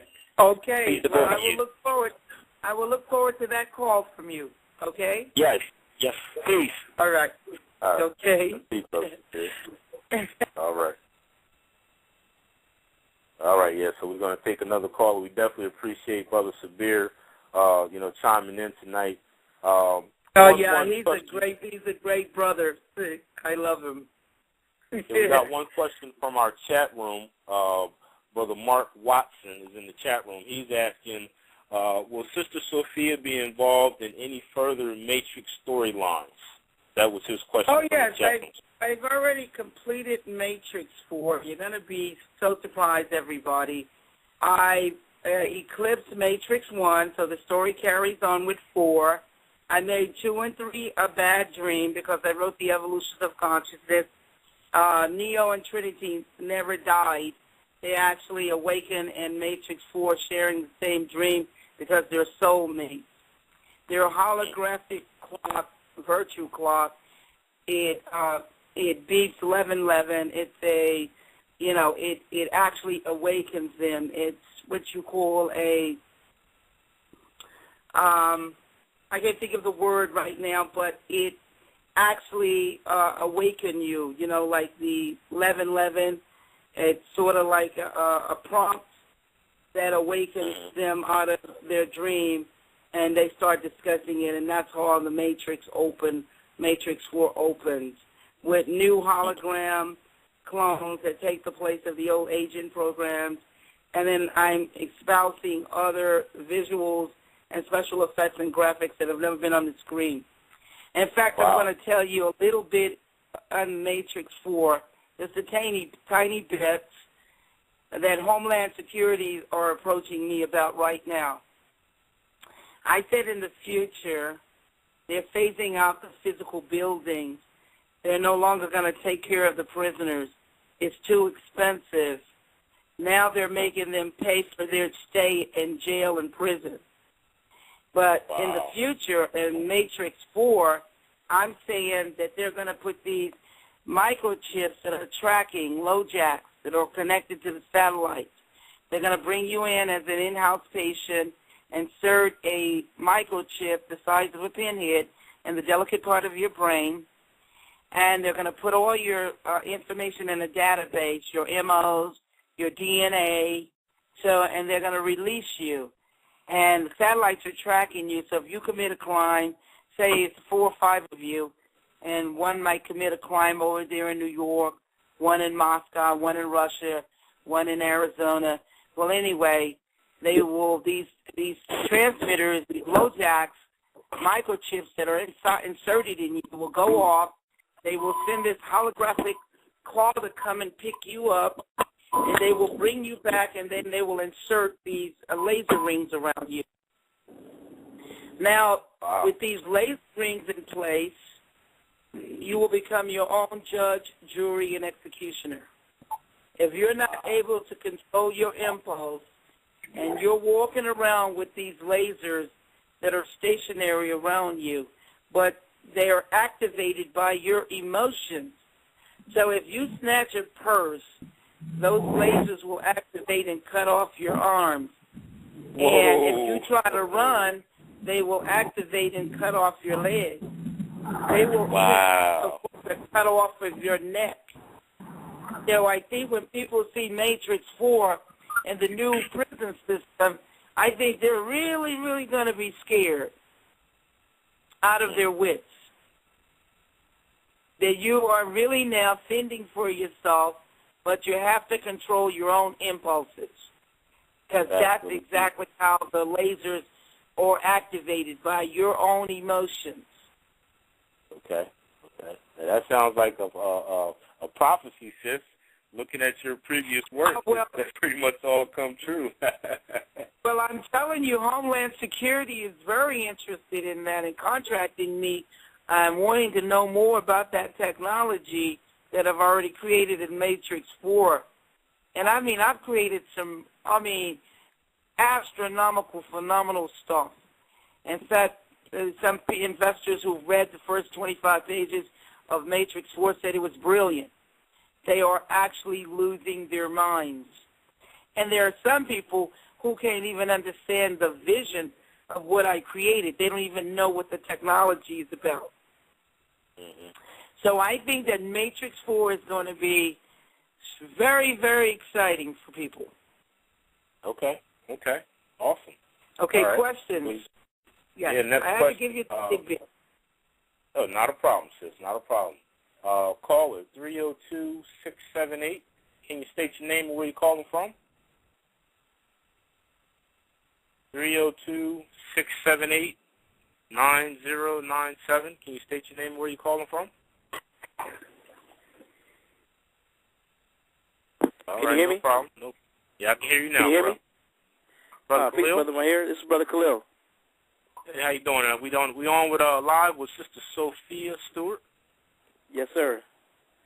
Any questions or comments for her?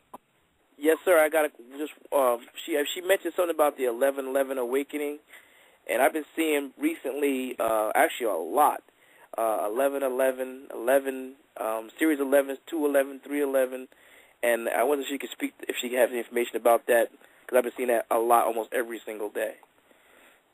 Yeah, well, 911 was 11. Remember September the 11th? That was an 11. And when you I'm called 9/11 the police, survivor. Actually, I worked at the World Trade Center during 9/11. Exactly, and when you call the police, 911 is an 11. But most people don't even look at it. But it's supposed to be a consciousness prompt. And people all around the world right now are seeing 11:11. And I met a person who named his company 11:11. He said that every time he look at a clock or he look at some numbers, 11:11 comes up. Well, I told people that 11:11 is like awakening you, like you're in evolution mode. And it's prompting you to wake up to your purpose, and that these alignments are going on Earth. Because we had the first alignment for 2012 was March the 3rd, 2012, which is 333, the Trinity. Yes. The next, and then on that day, it was called Trading Places. because we had two alignments. We had a double alignment, and everybody look it up. Go to the Internet, look up March the 3rd, 2012, the alignments, double alignment, because it was Sun with the Earth, Sun, and Mars. Mars is, man, is war. And the other alignment was the Sun, the Earth, and the Sun and Venus and Mercury. And Mercury is mental.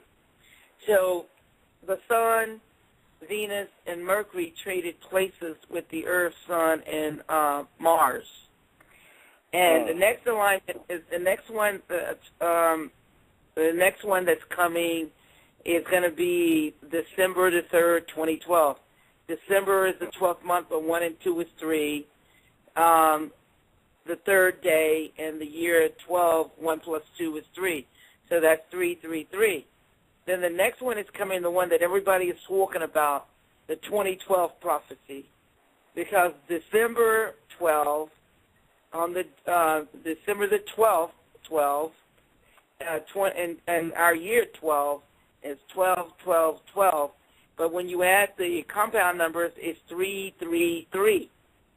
And the fourth conversions will come on December the 21st, 2012, which will be 333 again.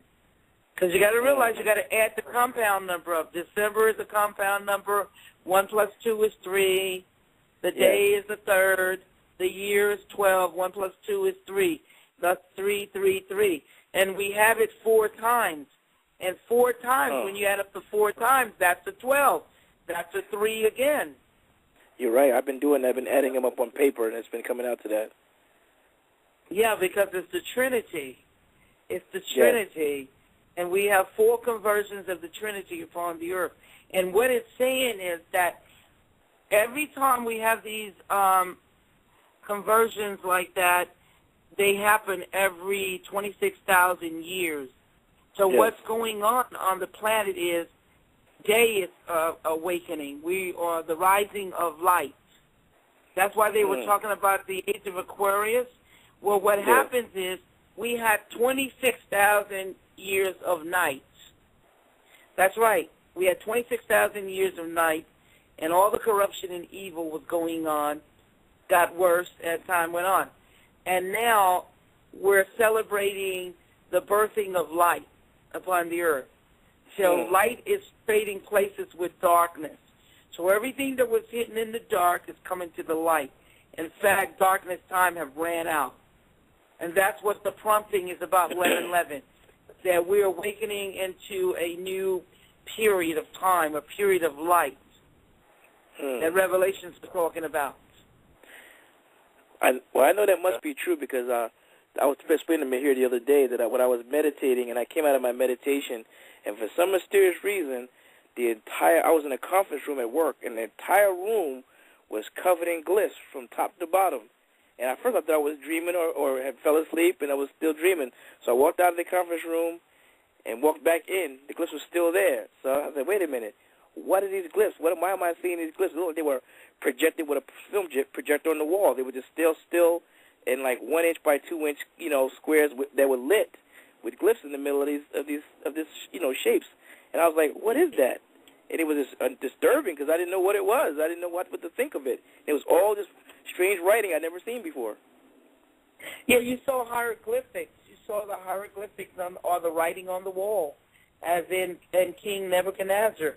Because in that Bible, the book of, we're talking about the King Nebuchadnezzar, with the ship in the Matrix call, is talking about Revelations. It's really speaking about the new beginnings of Revelations. So what you were seeing was the hieroglyphics or the writing on the wall. Now we're birthing day, or a light is coming. And, oh my God, it's so many great inventions, great things on the age of Aquarius, new technology, new worlds, new knowledge. Wow. Even everything is going through evolution. We got new animals, new insects, new things that people have never seen before, because everything is going to go through evolution now. And so everything that is not meant to be here has to leave, has to exit the earth. They're not going to be able to adapt. They're not going to be able to adapt to the new changes. And I'm introducing new characters, too, in the Matrix 4. The Indigo Children and the Crystals. Wow. Where they can break off into their own TV franchise and series. Is there a way I can find out more about those lyrics? Yes. Hold on, Brother Khalil. We can answer that in the chat room after the main call, but we actually have another caller with another question, okay? And no problem. I appreciate it. You off, but all right. So we definitely appreciate it. Thank you. We'll get right back. All right. You're welcome. Caller 215-847. Can you state your name and where you're calling from? Hello. How's everyone doing? I just want to say, really, really good. I just want to say thank you so very much to Brother Mayer and Brother Hensei Bakre for actually having a forum like this. And all I can say is, wow. Can I actually call you the mother of the Matrix or the great visionary that you actually are, Sophia? You are fabulous. Well, thank you very much. Yeah, you can call me the mother of the Matrix. An interviewer pinned me that name years ago, one of my first interviewers. They just called me the mother of the Matrix, and it's been stuck on me since. So, yeah, it's my pleasure for you to call me that. Thank you. As you were speaking, I had so many questions written down, and you answered majority of them. I do have one question for you. What steps are you taking to protect this legacy at this moment? Because you have so much visionary as far as just the Matrix itself, and I know that you were just speaking about a couple of projects that you are working on and it's about to hit the big screen. But what are you taking? What steps are you taking to protect your legacy? All you can do is copyright your work. And I told people I had copyrights because people are under the impression that I didn't have any copyrights. And they're like, well, I don't want that to happen to me. What happened to you? And I'm like, are you kidding me? I have copyrights. It's just like a store. You go into, you see a store, and they've taken every precaution against theft. They got cameras, they got security guards, they got secret shoppers, they got video cameras, they got signs that tell you that if they catch you, they're going to prosecute you to the fullest extent of the law. Well, this is the way it works, I tell people. When you go in that store, you have made a conscious choice to either go in there and buy something and pay for it or to go in there and steal. Nobody can stop anybody from stealing. Winona Ryder had loads of money, millions. She went in and stole $10,000 worth of clothes. She didn't need it. So now ask yourself these questions. These studios got billions of dollars. Some of them might even have trillions. Who knows? But if they decide that they're going to steal, and they're executives, nothing is going to stop people from doing that. And, I mean, this is the deal that's going on, and you got to listen to this really carefully, because this is where people need to wake up. The government will protect their copyright, but you got the same copyright that they got. If you go and you start bootlegging their movies, the government's going to come in and arrest you. If you digitally download their music, they're going to come and get you. Now, why do you have to go to court if they steal from you? You got the same copyright, and theft is theft. You didn't make no contract with them. See, if you made a contract with somebody, you go to court. And what I was going to court for was trying to put some of them in jail. That's right, put some of them in jail so they could stop the stealing and taking people's copyrights and paying them off with their own money. They'll steal your copyrights, pay you off, and gag you with a little bit of your money, and they'll take the pie and the rest of the money. And if you speak about it, then they'll take the money back. That's been going on. They offered me that, and I said, no, thank you. You need to stop stealing, and the government needs to protect the copyrights. You paid $65 for your copyright, and back then when I bought it, it was a lot cheaper. But still, they're about $65 or $60-some now. But we both paid the same price. So they're getting protection, and you're not. Now, that's what's going on. The government is not protecting your copyrights. How do we know? Because there's a lot of people in court, and they didn't make contracts with anybody. They stole it. If somebody stole your car and the government or the police tell you, you go take them to court, you tell the police, you know what, you're not going to have this job anymore. You work for me. That's right. They work for you. That's right. A lot of people got it all backwards. They think they got to go in and grumble for something. Everybody is supposed to get equal protection under the law. And if you don't like something, you can change it. We can even make citizen arrests under the Constitution. That's right. So what people need to do is make the federal government protect the rights to due process of the law. We pay the same amount of money as the studios. If they can get the studios to make an arrest, so can we. Mm-hmm. And just to tag on that, that's what you really need to, that's what you really need to be concentrating on. Yeah, we got about 2 minutes left. We want to give Brother Hensek, Bach Ray, an opportunity if he wanted to recap in the last minute or so. Brother Hensek, are you still with us?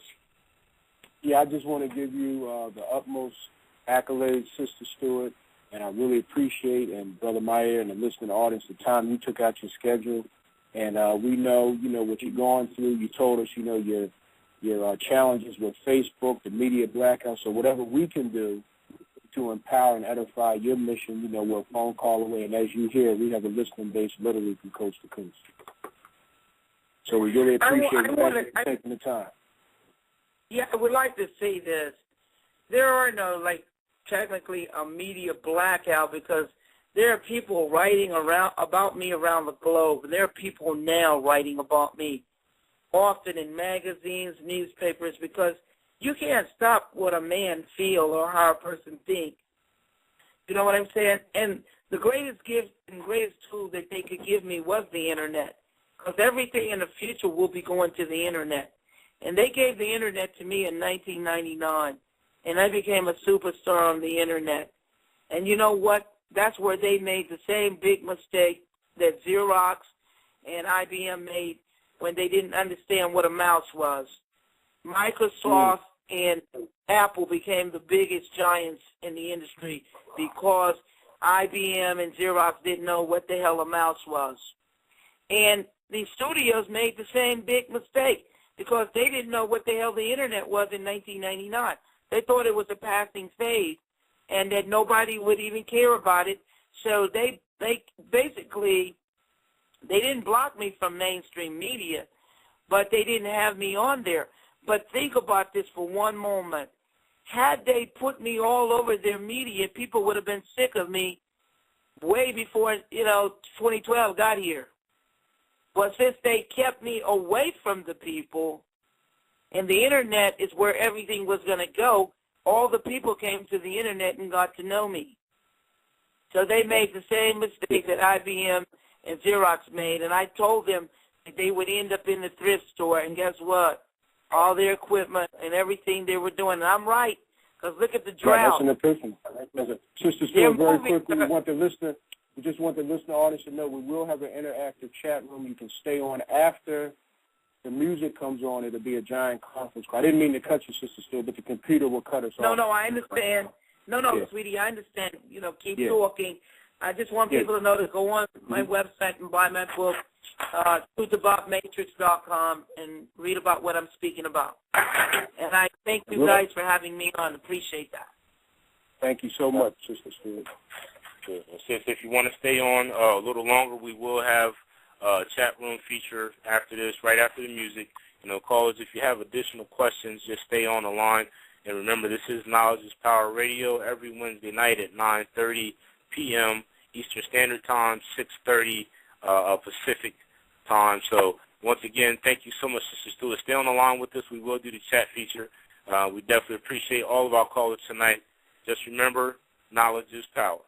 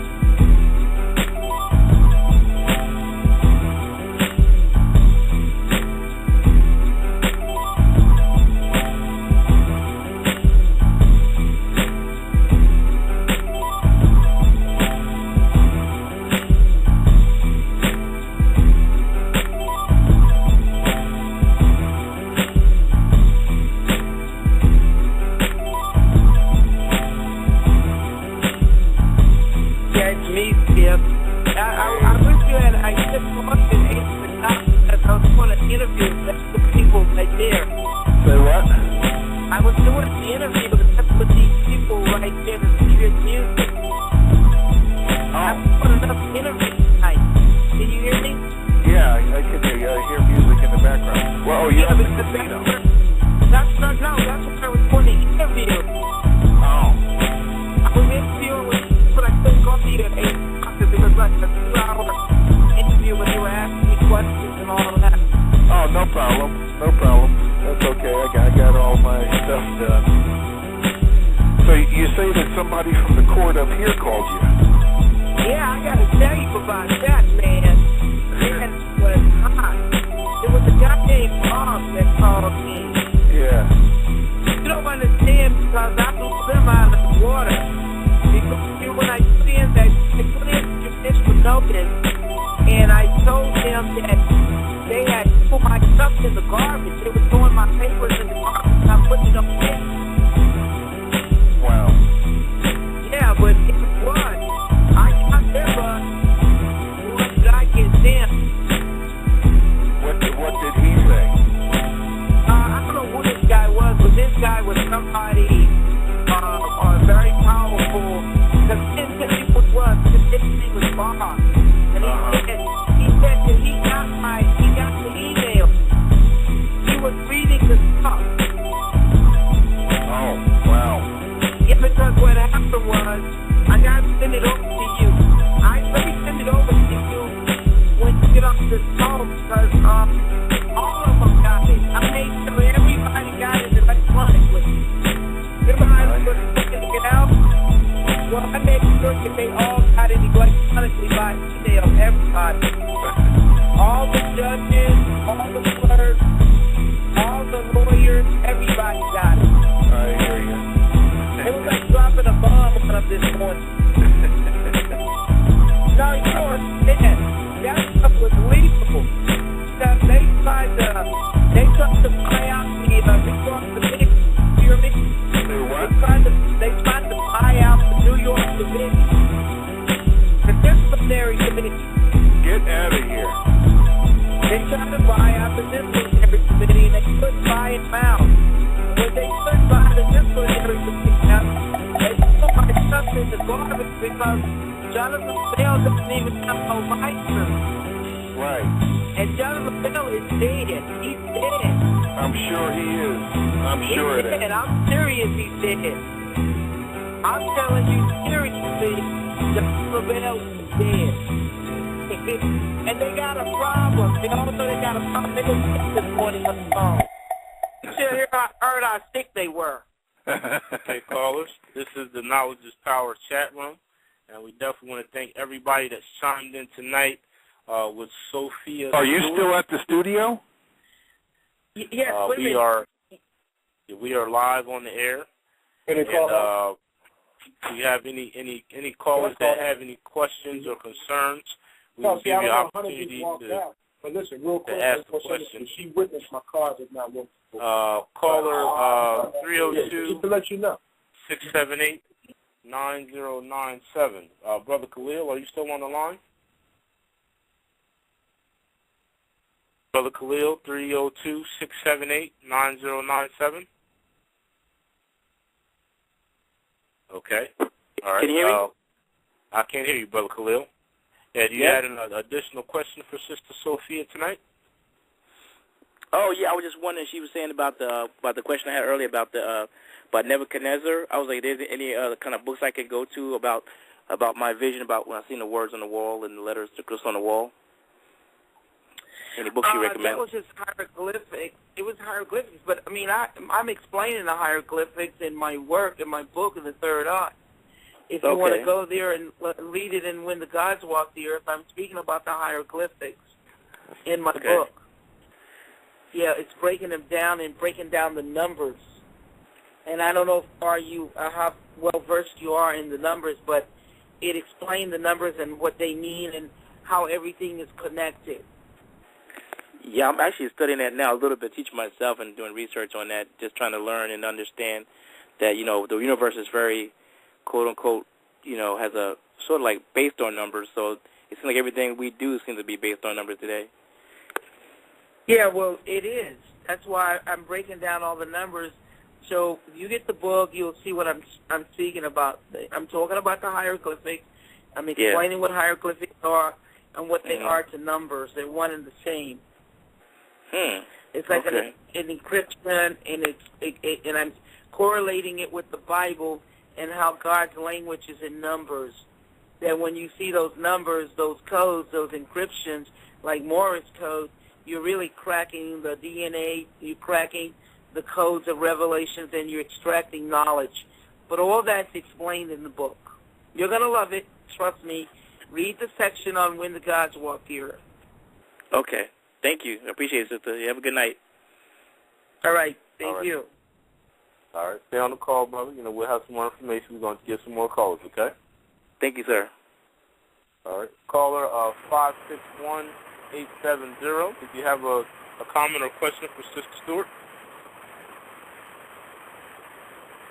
561-870. Did you have a caller? Yeah, how you doing tonight, bro? Peace. Everything is good. This is Brother Rod Hill. How you doing, Brother Mahir? Great, Brother Rod Hill. First of all, I just wanted to say thank you for having Sister Sophia Stewart on the show. Sister Sophia, it's glad to hear from you. It's good to hear from you. I'm a long-time watcher of The Matrix. I saw it like 3 times in the movie theater. It changed my life.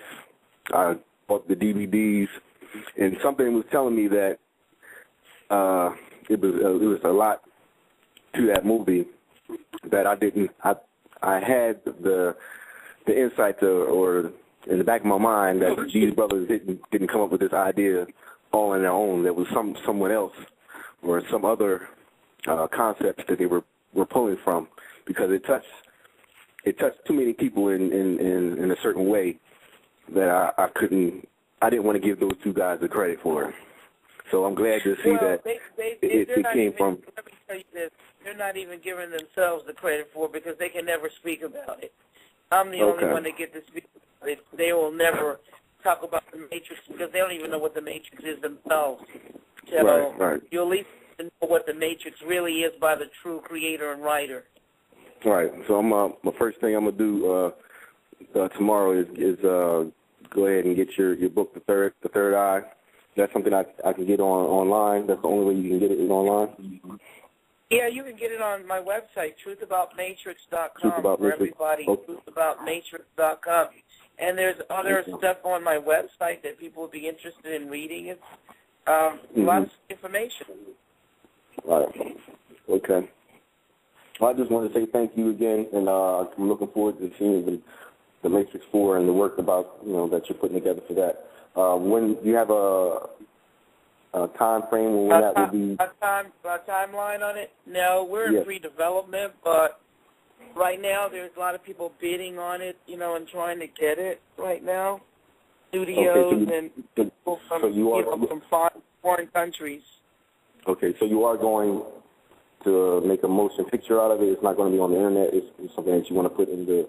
It is definitely going to be a motion picture and maybe even a graphic novel or animation, because I'm talking to people right now about all the different things that we're going to do, even some video gaming, because Matrix have never been a video game, gaming, and it didn't even have that many, but one video entered the Matrix or something, because they didn't know where to go with it and what to do with it, basically. Okay. All right. Do you speak about in your book? I just wanted to I'm gonna still get it. I just want to ask you a question. Do you speak about how, breaking down the dreams, as far as giving a description of what it means when certain things happen in your dreams, like when you take control of your dream, things like that? I know what you're talking about. You're talking about virtual reality and stuff like that. I think I touched upon a lot of stuff, cloning, how the cloning, DNA, splicing. I think I covered a lot of stuff. You can ask some of the hosts here. They've been reading my book, and they haven't read all of it yet. They've read enough to know that I've touched on a great many subjects. Am I right or wrong, you guys? Oh, yeah, definitely. Oh, yeah. Okay.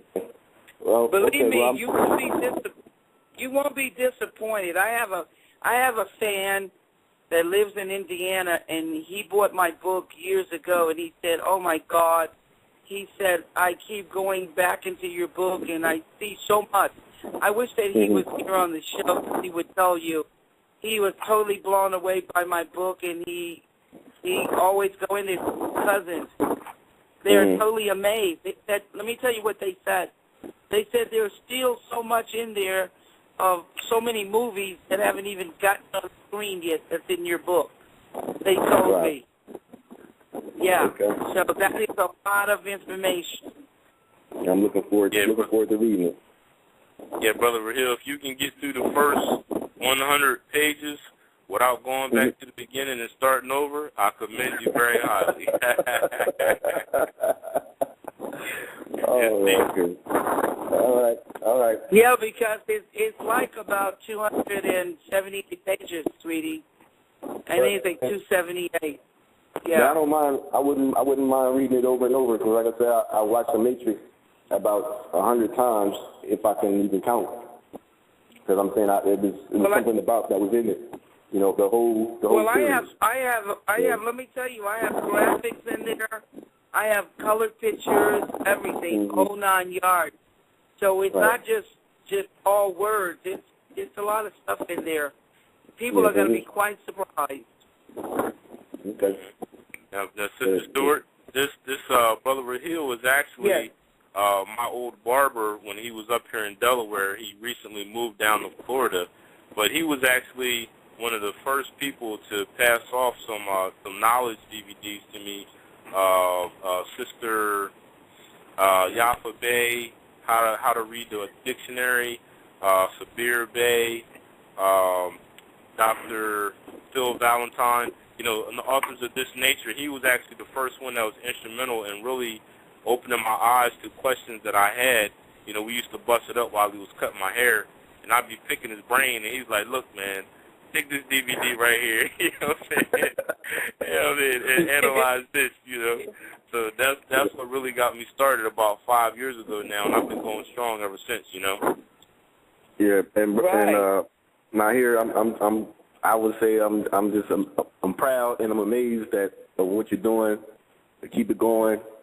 I just want to give a blessing, rest in peace to sister, to our beloved sister who just passed, Zodiacus, and she was very instrumental in both of our lives. We went to the study groups, together, and it's a sad day, but I know she's in a better place, so she wouldn't want us to be, all more. She even told us about that prior to, like that. How she wanted to go and stuff, but I'm just glad to see things are still going and you still growing and doing your thing on the radio and, and putting the knowledge out there.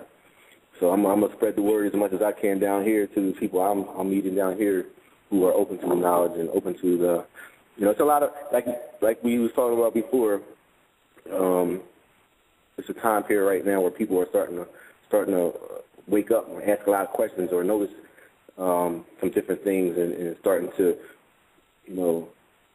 have a different conversation than it was, maybe say 10 years ago.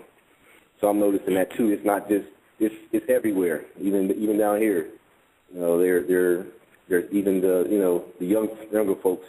They still have their own style or attitudes, but they're speaking a little different. They're wondering, they're asking different questions or saying different things, and not just going along with the the pattern of the system. They notice that there's something that needs to change or something that is not right.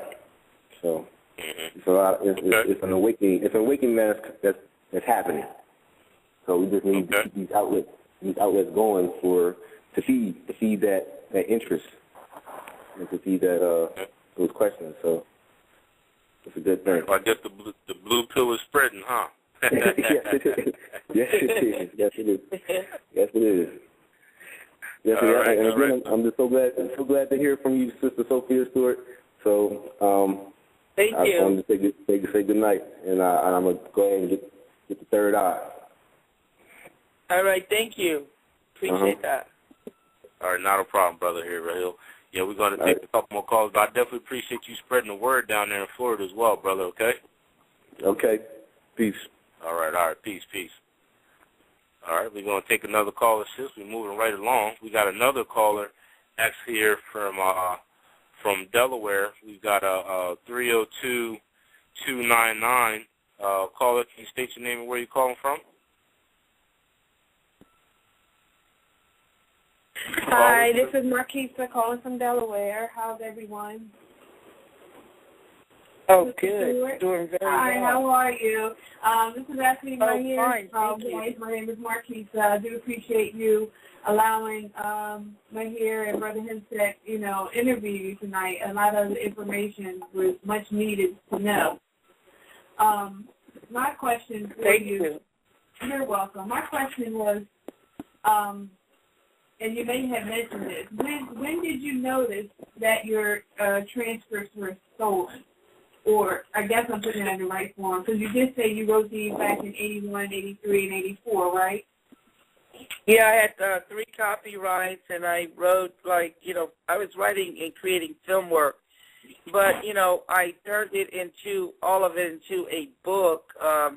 In 05, I published it and was selling it because people could find out about it. So technically, I went to USC Film School to be a filmmaker, and this is when I was creating the work. I'm a writer, filmmaker.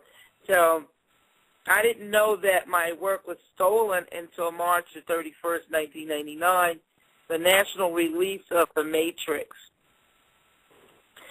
That's when I discovered it, and it was, I guess, during that Easter, too. Easter was coming up during that period. It's really weird. But that's when I discovered. I didn't know anything about the Terminator because I didn't see the 84 Terminator. The FBI told me about it, that Terminator was also my work. Okay. So I found out in 2001 about the Terminator, and 1999 about the Matrix. Okay. And another question. You did mention that, and I hope I'm pronouncing it correctly, the Wachowski brothers.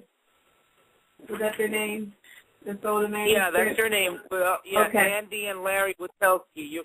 You're absolutely correct. That's their name. Now when when you said that they pleaded guilty because they knew that they did steal your manuscript, what was the reason that it took so long, for settlement? You just had to go through the procedure for them to say that, they did do this damage? No, I didn't understand your question. It wasn't really clear. You said what took so long for the Wachowskis to do what? Oh, okay. I think I stood corrected. The Wachowskis, they did not plead guilty because I thought you said that they knew that they did steal your manuscript when they they knew it. They knew listen to me. They knew they stole it because they didn't have, under their 94 copyrights, they didn't have any source work. All they had was a napkin with Matrix on it, and you can't copyright a title. It's like they went to lunch in Hollywood, they did a Hollywood thing. And what they did was put a napkin in with Matrix on it, and the government gave them a copyright, but they didn't have any source work, so they didn't have any copyright. Because you got to have source work, and in order to get a copyright, it has to be a complete story, a movie, a script, a book, a manuscript, a play. You have to have a complete beginning, middle, and ending with developed plot, characters, concept, theme, character. And they didn't have none of that. All they had was a napkin with Matrix on it, and they knew that they couldn't prove they wrote the Matrix because they had nothing. And it was just comical. It was just very comical. And James Cameron, he didn't have a copyright either because once you admit you stole somebody's work, he admitted to stealing some from Hall and Ellison for $85,000, well, theft automatically nullifies the contract or the copyrights because an illegal act doesn't make a lawful contract. If you go out and you commit fraud, then you don't have anything. Do you understand what I'm saying? If you admit openly in a media press that you stole something and you had to pay somebody $85,000 for stealing their teleplay, that's why Terminator has that old 50 look. If you look at the first Terminator, it looks like you're in the 50s. Yeah, well, that's teleplay that he stole from Hall and Ellison, which was about $85,000 worth, and he paid another $5,000 to gag Hall Ellison, which is all over the Internet. Hall Ellison, you can see a picture of him. He's talking about it. You can go on my website, and he's talking about it, you know. So it's no big deal about that, but it just, people don't know that once you admit to stealing, that nullifies the whole copyright. Okay. So Cameron didn't have a copyright, and the Wachowskis had no copyright. Neither one had any source work. Okay. And one more question, if you don't mind. Now that no, I don't mind at all. Due to the movie that came out, okay, Keanu Reeves, Lawrence Fishburne, Jada Pinkett, and I don't know the other characters in that movie. However, even in Terminator, Arnold Schwarzenegger, were they aware of you when they was qualified for this movie, or when they went to trial for the movie, or? Yeah, well, yeah, they knew about me. Lawrence told all of New York City way in 2005 that he wanted my phone number, and he was telling Paul Mooney and Ellen on WBLS. I was interviewed by Hot 97, WBLS, because of Lawrence Fishburne, Paul Mooney, and Ellen called me. Because what they did was Lawrence was interviewing him, and a lot of my fans were calling me, oh, my God, Lawrence Fishburne is talking about you on air in New York right now, because I'm a New Yorker myself. Okay. And Paul Mooney and Ellen said, if anybody knows Sophia Stewart, I said, could you call the studio and give us her phone number? And, of course, you know, somebody in New York, me coming from New York, had my phone number, and they called and gave the number to them, and they called me, and I got 2 interviews out of that. And there are pictures of me and Lawrence all over the Internet. All you do is punch in Morpheus Meet the Real Oracle or Morpheus Meet Sophia Stewart, and the pictures will come up. I think your host here, they got pictures. You guys got those pictures of me and Lawrence, right? That's right. And Marcus Tong knew about me. Let me tell you, there are so many politicians, and even President Bush, when he was president, his lawyer, Jonathan Rose, they knew about me. Schwarzenegger called me in 2006, offered me $5 million because he owns 5% of the Terminator and stuff. So, yeah. And Marcus Chong, you know, they gave parties for me and him in Vegas a couple of years back. And so, yeah, a lot of people know about me. I meet with celebrities all the time. Like, I was at Common's birthday party. He invited me to dinner party on March the 17th. And I know the Jacksons. I go back with them, you know, over 20 or 30 years. Okay. So, yeah, those people, they know about me in Hollywood. Well, those are Wachowski, Cameron, and all. Well, I do appreciate you answering the question. And just on the last note, it's kind of amazing, like how females, we can listen to music, don't listen to the words, but we like the music. That's how I was with The Matrix. I like the graphics, and you know, and everything, and the action pack of it. So my husband just broke it down to me of what the movie actually meant. So now I understand it a little bit more. What the movie was about. So I can really. Yeah, I definitely can break down The Matrix, but when you buy my book, a lot of stuff will be explained to you. Okay. You know, get the book, and really, you know, there's a lot of wonderful things in there. I'm not saying it because it's my book, but my work was to evolve humans, you know, the humans, to put people through evolution and awaken them, or let them realize about the programs that they're, you know, these programs that are keeping people asleep. Right. Right, well, we do appreciate you. Thank you. We love you, and keep doing what you're doing. Okay, thank you. Appreciate that. You're welcome. All right. Thank you, Sister Marquisa. And we definitely appreciate her comments. We got another call from Atlanta, sis. 404-944. Can you state your name and where you're calling from? 404-944-2072. Can you state your name and where you're calling from? Oh, greetings, peace. This is Asha again. I didn't realize that I was in the queue still.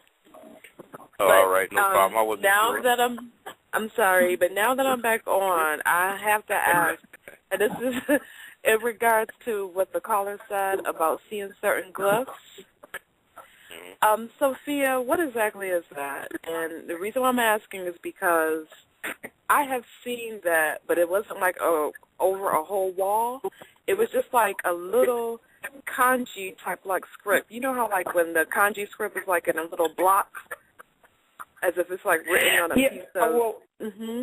Well, like hieroglyphics, because you know what a hieroglyphic is, don't you? Like in the ancient Egyptian tombs, they had all these glyphs where they were called hieroglyphics. And all hieroglyphics is hidden knowledge. So what you're probably seeing is some type of hidden knowledge, some type of codes. I mean, and what you guys are describing, I can't, determine because I would have to see a drawing or a picture, or you have to show me something, and then I could actually read what the hieroglyphic is, or interpret it for you and tell you what it really is. But if the gentleman that was talking about it and you guys would email me or draw it as best you could, I can interpret it for you. I can tell you what it really means. Now, my website is truthaboutmatrix.com, and my email is on there, SophiaStewart10, like the number 10, @yahoo.com. There's no separations, no caps, just SophiaStewart10 @yahoo.com, and that's Sophia with a PH and Stewart with a T, not a D. Okay, I will do that. Thank you so much. You're welcome. Yeah, what we do, sis, is when in the chat room, sis, we just go through the log and just see if anybody's on that does have an extra question. So I appreciate you. Okay. Okay, you're welcome. Okay. Now. All right, peace. All right, peace. All right. Caller 302-450-0160. You have a comment or a question for Sister Stewart tonight? 302-450. Did you have a question? One more time, 302-450-0160. Any questions or comments for Sister Stewart tonight? Okay, no problem. We're going to move on. Caller 302-357-7883. You're on with Sister Stewart. Tonight, Knowledge is Power Radio. Do you have a comment or a question tonight? Peace and hotep to the family. It's Brother Ron. Peace, Brother Ron. How you doing? Peace, Brother Insect. And peace, Sister Stewart. I'm very much... Hi. Say that again? I said hello, and I see that we're getting a lot of calls from Delaware. Delaware is waking up. Yeah, I love that. No, I love that. I'm serious.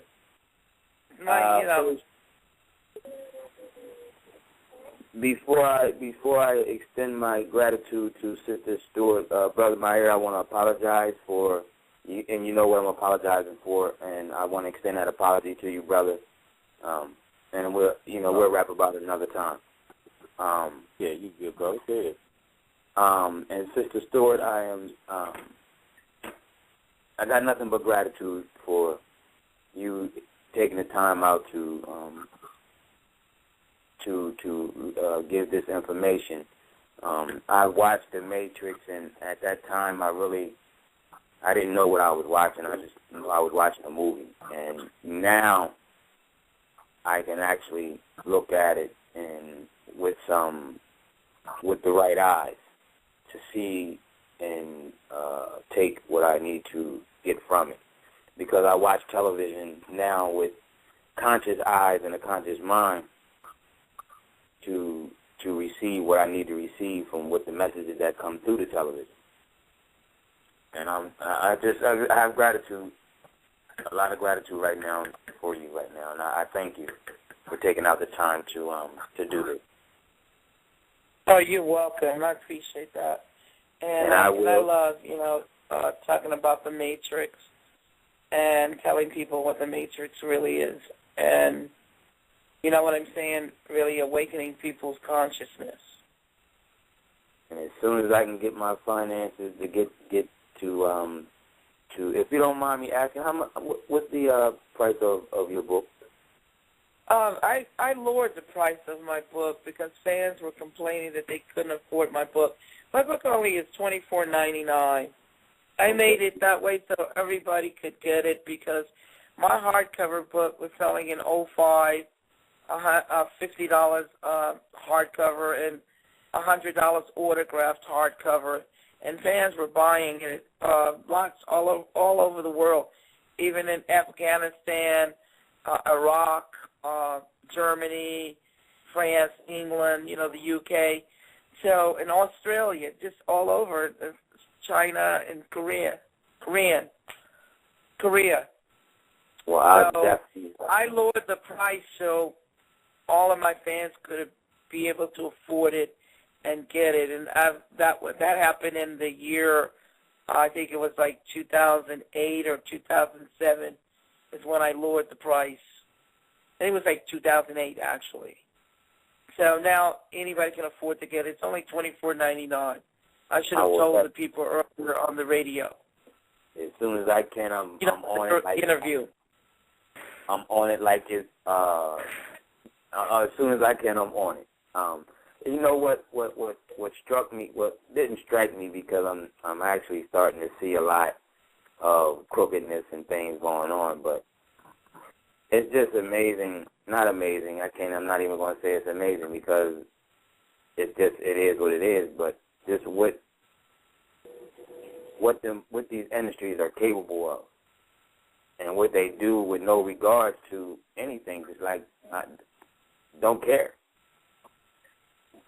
Yeah, and I think somebody should stop them, and I think it should be me because I don't know. I just feel like it's designated for me to stop them because a lot of people will just go ahead and take the money and take the gag and go on. But me, I don't care about stuff like that. Principles are more important to me. Principle means a lot to me, and I think that they should stop it, and it should be an example to make them stop. They should buy the creativity from people like they did back in the day. They were successful. We had new creative movies. Everybody loved going to the movies and seeing something new and not seeing garbage like they got now. The movies now on the screen ain't even worth 50 cents. They're just a bunch of garbage movies with great special effects. And you know how special effects are. They're only good for that one time, and then you're looking for the next fix. So there's no storyline, no content. So that's what's sadly missing today in movies. And then, Netflix and, Blockbusters is diversifying now and going online. And then you have online TV and Hulu. So all these other Internet people are really tearing them up. That's like they're really being torn up and broken down.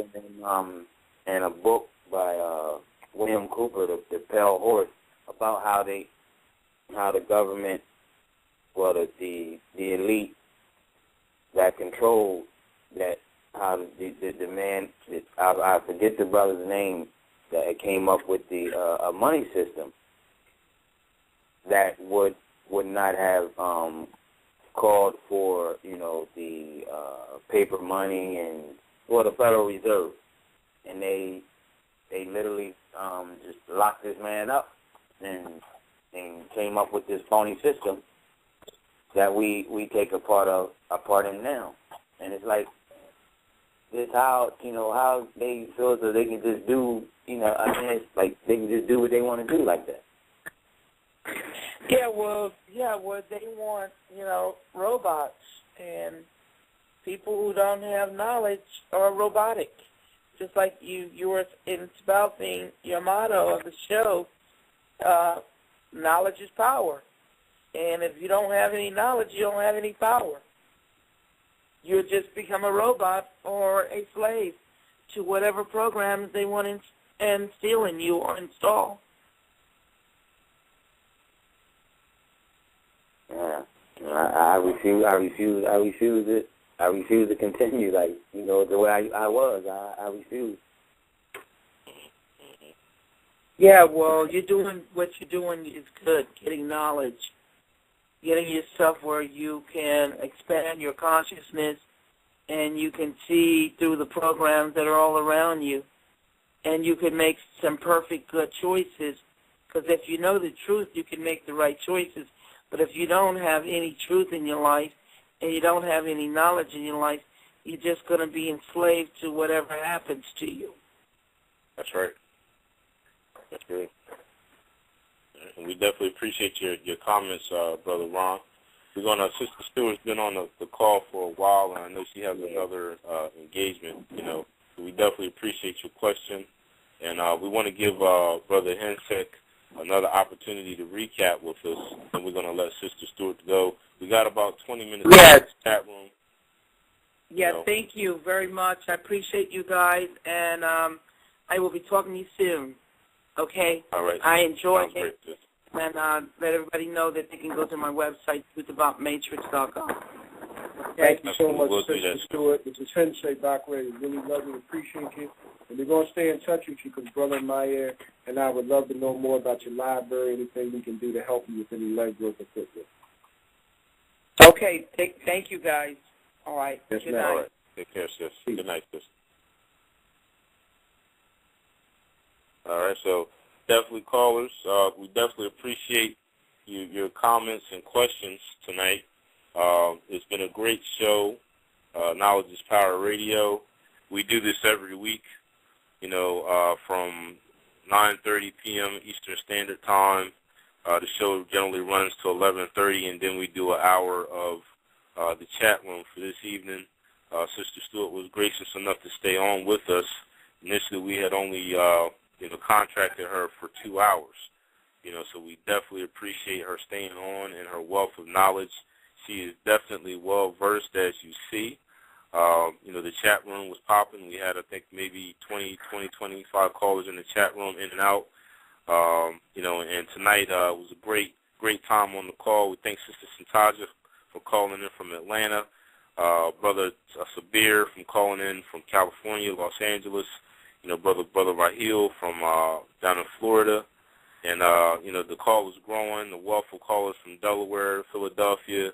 It's really growing a lot. And we definitely appreciate you taking out the time each Wednesday evening to share with us your thoughts and ideas and questions, because you could definitely be somewhere else.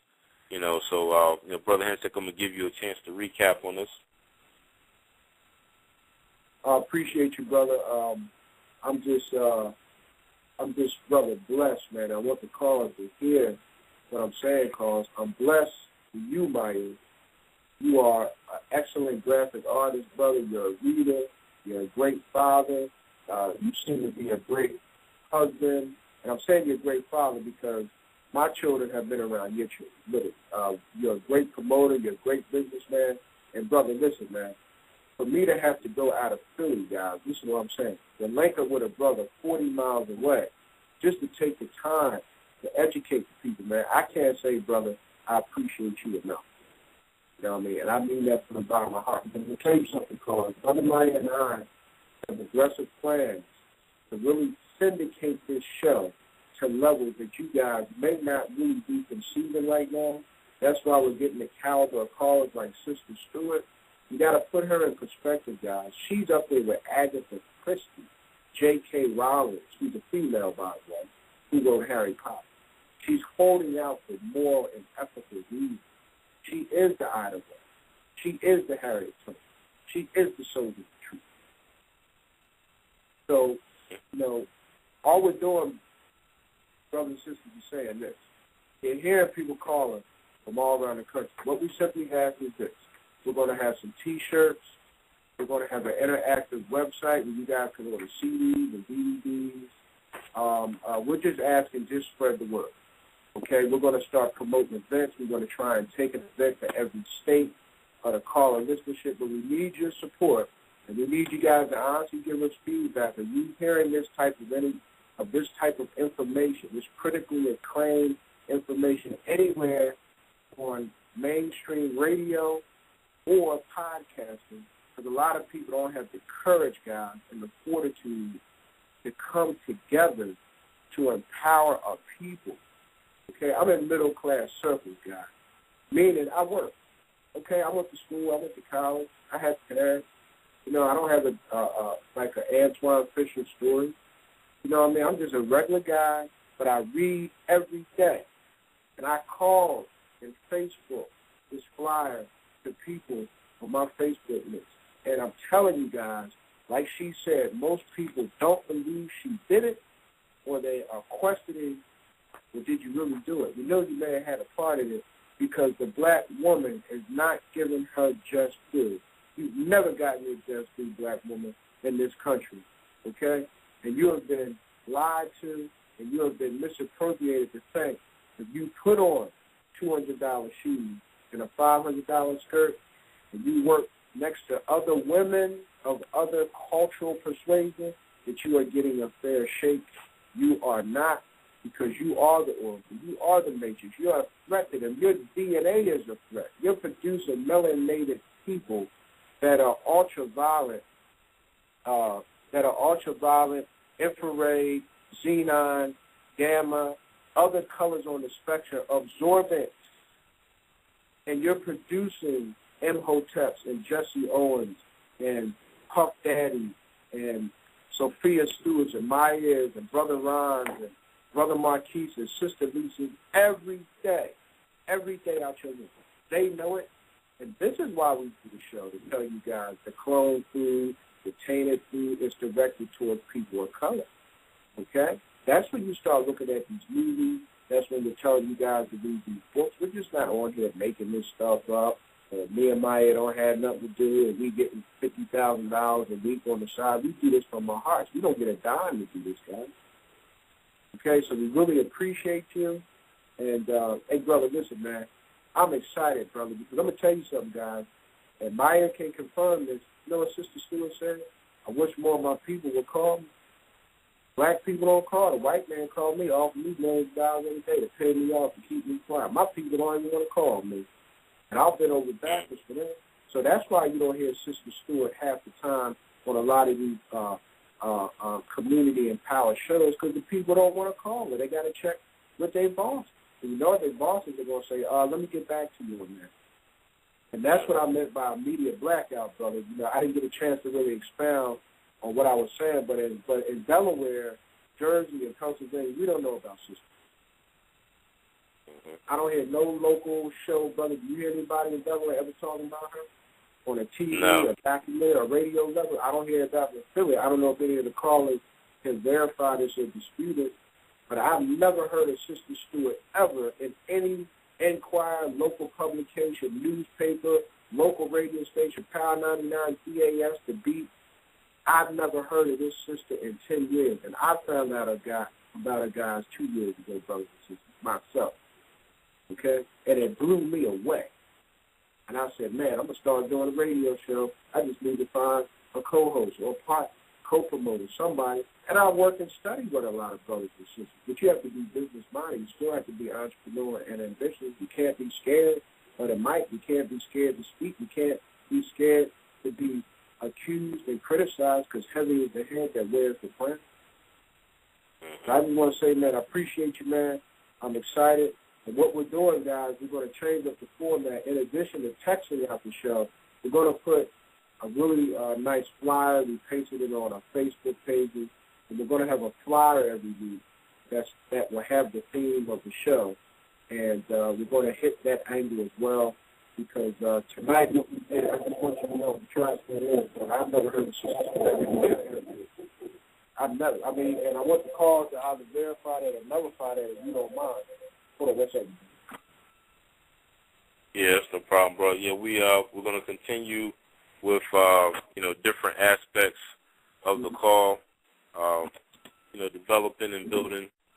And, the flyers, that's just, I'm a graphic designer, Artistic Designs. That's the name of my company. I've been designing for 7 years for Artistic Designs. Actually an artist by nature. Been designing actually since like 94, 95, down in North Carolina before I came up to Wilmington, Delaware. So, this is something that I enjoy doing. We're definitely going to be expanding more and more. The T-shirt line is something that's going to come out soon, very shortly. Different aspects trying to build and grow and prosper.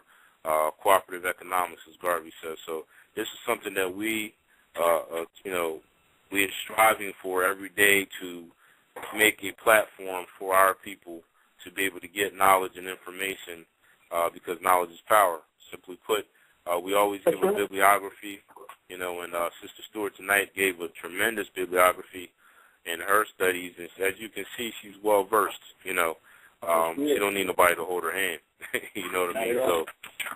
So we definitely appreciate her, and we got more to come. Next week is going to be a great show. We're trying to get Brother Khalil and his wife on the air. Brother Khalil was on tonight with a few comments and questions for Sister Stewart, but he actually is a performer, music performer. The Soul Unit is the name of his group. They perform, have a contract with the Dover Downs Casino, McGrogan's down in Dover, Delaware. He also is a sensei, master black belt in about 5 or 6 different martial arts. They also, as you heard him mention on the call, were doing extensive study in our connection with the indigenous Native American peoples here in America, okay? And it's interesting because I spoke with his wife on yesterday, and she was mentioning how, by doing your lineage, you can actually start to find your tribal roots. And with that, that's how you start to get your nationality, because we know we're not black, we're not African American, we're not colored. Those are brands. Once you do your roots, you can actually pin it to an area. For instance, my mother's maiden name is Hicks, and she helped me pin that down to the Tuscarora of North Carolina. And ironically, which my father's lineage, which is to Elizabeth City, also ties to the same Tuscarora, which is the sixth tribe of the 6 nations. That you always hear about the 5 nations, but there was actually a 6th nation, which was the Tuscarora, which moved up to New York after 1585, around 1670 or something in that range. They moved there, the majority, and then the remaining ones that remained in the North Carolina area were either enslaved from America, not Africa, put into, race, servitude, different things, shipped to Pennsylvania, to different areas in America, enslaved in America, not from Africa, okay? This is very important. This is very key. And she's got some dynamite information to help you be able to see how to start this process of actually getting yourself nationalized, which is basically declaring your tribal statehood, okay? So this is a process that's important in more science, and for us as a people, we're not black. We got to get away from these brands, because that's why we have no rights. That's why these situations with Trayvon is going on, because we have no rights. And you can say black is what you want to call it. You can give it your own definition, but at the end of the day, if you use the Webster's Dictionary, you'll find out that in the etymology of black, it describes black as Blanco, Blanc, Blake. That's Old English, French, Spanish, that all mean pale, white, or bleached. This is in the etymology, brothers and sisters. So if black means pale, white, or bleached, unless your skin is pale white or bleached, I don't think they're talking about you. Okay, this is something very simple, but we don't read. We don't study etymology. I thank Sister Zodiacus L for enlightening me, Sister Yafa Bay, for enlightening me on how to read the dictionary, the breadcrumbs, because it's important. This is where it starts, brothers and sisters. And with that, you start to learn that nationality, usually there is a language. Just a quick example. We got about 6 minutes. Just a quick example. An Italian is somebody that is native to a land called Italy. He has a language that is called Italian. His nationality is called Italian. He has a standard or a seal. They have a flag, okay? They have a president. They have currency. Every nation, the things that make up a nation, comprise of these items. There is no land called black, period. There is no currency for black. There is no dual citizenship. There's no such place called Africa America. It's either America or Africa actually is a conglomerate of nations. Most people from Africa would tell you which country they're from. They're from Nigeria, or they're from Ethiopia, or they're from Morocco. They'll tell you exactly what country they're from because Africa is a continent. It's one of the 7 continents. This is just basic, brothers and sisters. And this should be a way to start opening your eyes because we're going to start touching on this information again. We started the conference call with this, and then we kind of phased into some other information, for the callers because we want to be diverse and give you information that, you can't readily get, different authors that are also conscious. This is the aim of the show. That's why we call it Knowledge is Power. So just real quick, we're going to give Brother Henstead the time to pass that. Go ahead, brother. Go ahead. I just want to tag on that for some callers that are not well-read or well-versed because we have a lot of callers with different educational demographic backgrounds. We respect and appreciate that. So I'm going to spin it this way, callers. If you choose to study the Civil War, because most of us can't trace our lineage past the Civil War.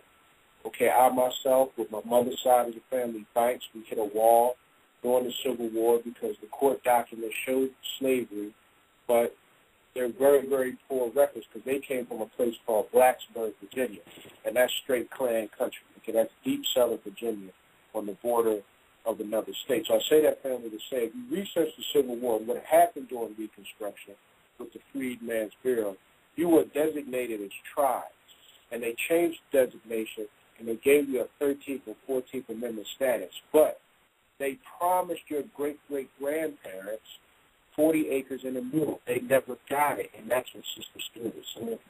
I never got my 40 acres and a mule, and I did everything they asked me to do, copyrighted, published, went to school, got a degree, make contacts, intern, and they're still going to steal from you anyway. So if you know this, guys, if you know this, the American regime is crumbling. This is what we're trying to educate you guys to see. You cannot deny Obama is being disrespected every day. So if he's being disrespected, Michelle's being disrespected. And that's when we're asking the sisters, you should at least rally behind Michelle, because you get very upset when Basketball Wives or the Housewives of Atlanta or Nene falls out with somebody. And we appreciate that. People even getting upset, my ear, when Ice-T's wife, Coco, has a bad day. And we appreciate that.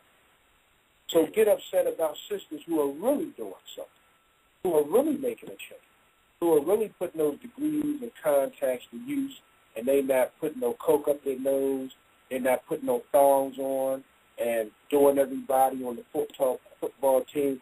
These are powerful sisters. That's why we mentioned last week Ellen Sirleaf, the president of Liberia. Maya and I are going to reach out and see if we can get the president of Liberia on the phone, at least get a dignitary representative from Liberia. Why, guys? Because they don't mind doing it. Hollywood is politics. Washington is politics, not your people struggling around the world that are looking at us saying, why don't y'all have grants and status and sovereignty? Y'all can't read the writing on the walls and y'all don't know your neighbor, man. They look at us like we're from another planet. And this is coming from Liberians and Nigerians and Ghanaians and Angolans, so on and so forth, every day that I personally have had the blessing of interacting with. When they come over here and the way, Chinese have the Chinatown, brother. They have the Angola town. They're so organized, guys. When they come over here, they look at us like we're crazy because we are crazy. We're in the matrix. We're in the amended matrix of the Constitution of the United States. And our greatest leaders are either Muslims, who are imams, preachers, who are Christians, or Hebrews, who are rabbis. There are everything. There are teachers, scientists, entertainers. No, guys, they're your spiritual leaders. That's it. They're not your everything. Your everything is on those walls. Your everything is your ancestors. Your everything is your grandparents, great-grandparents, Ancestry.com. Looking through those old pictures, getting all that information together, empowering yourself and come off this American diet and realize what the sister was saying. The matrix is in the music, the cocaine, Hollywood, BET, false hair, phony eyelashes, Viagra. That's all the matrix. That stuff is killing us. So I just wanted to tag that from another perspective, brother. Research the Reconstruction, brothers, 1865. Research the Reconstruction sisters, the 1890s, and how great you were. You came off a plantation, and within 5 years, you were a governor of a state. Now, how did you do that as a slave? Because as slaves have a lot of that's exaggerated. You were servitude. You weren't no slave like a dummy. They were taking Indians and giving them servitude by changing their status through the black code. So these are things that we're trying to empower you guys. Yeah, we got 20 seconds, bro. Yeah, no doubt. Yeah, we got 20 seconds. Next week, callers, same time, 9:30 p.m. Eastern Standard Time. Knowledge is power. Thank you so much for coming out, and peace and life. Have a good night. Thank you again. Greetings, Blog Talk listeners. This is Mahir Tariq Bey. Blog Talk Radio, Knowledge is Power. It's going to be a great show tonight. Glad you have me on the air. We got a special guest tonight, and we definitely want to give her some awesome accolades tonight for all of her work and all the great things that she's done. Her name would be Sister Sophia Stewart, and we have, conversed with her a few weeks here, myself and Brother Hinsek Bakray. She is a phenomenal sister, and we will give like a brief introduction of some things that she has done.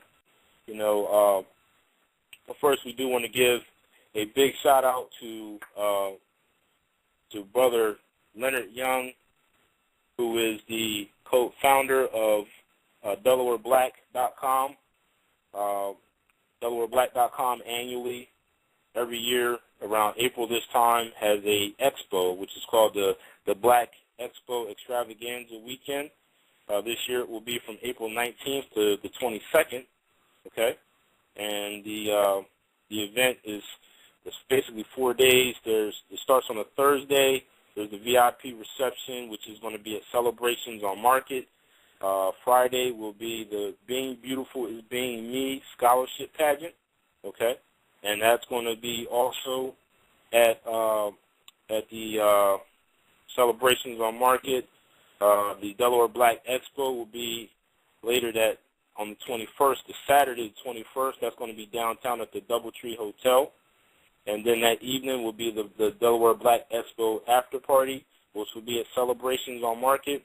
And then on Sunday, the Jazz Brunch and Silent Auction, so that will be Sunday the 22nd, that will be at Celebrations. And if you're not familiar with Celebrations, that is the old Pharaohs here in town, for those that are familiar with that particular location. It's a great venue, and they've offered their facility for the majority of the expo. So that is something that we definitely, if you can come out and enjoy that, this is designed for us, as a people. All the entrepreneurs in the area usually attend this event, and it's really a great time. It's an awesome event. Artist James Wyatt, is having a venue coming up this month. It is called Wyatt Through My Eyes, and he's going to be showcasing his artwork there as well, and some other different events that will be going on. But the first thing we want to do, since we've given these notes, is we want to give a rest in peace to a sister who was my mentor and scholar Sister Zodiacus L. She actually opened my eyes about 5 years ago, and it is a great loss to our community, a great loss to myself, because this sister was really inspirational. I can't say enough about her. Astrology was her main field, but there are so many different areas of knowledge that she's passed through myself and the brothers over at the Rose Hill Community Center here in Wilmington, Delaware, that I can't say enough about her, okay? And services for her will be held on Sunday, this coming Sunday, at the House of Ram, 602 Vanderbilt Avenue in Wilmington, Delaware, okay, from 2 to 6 p.m.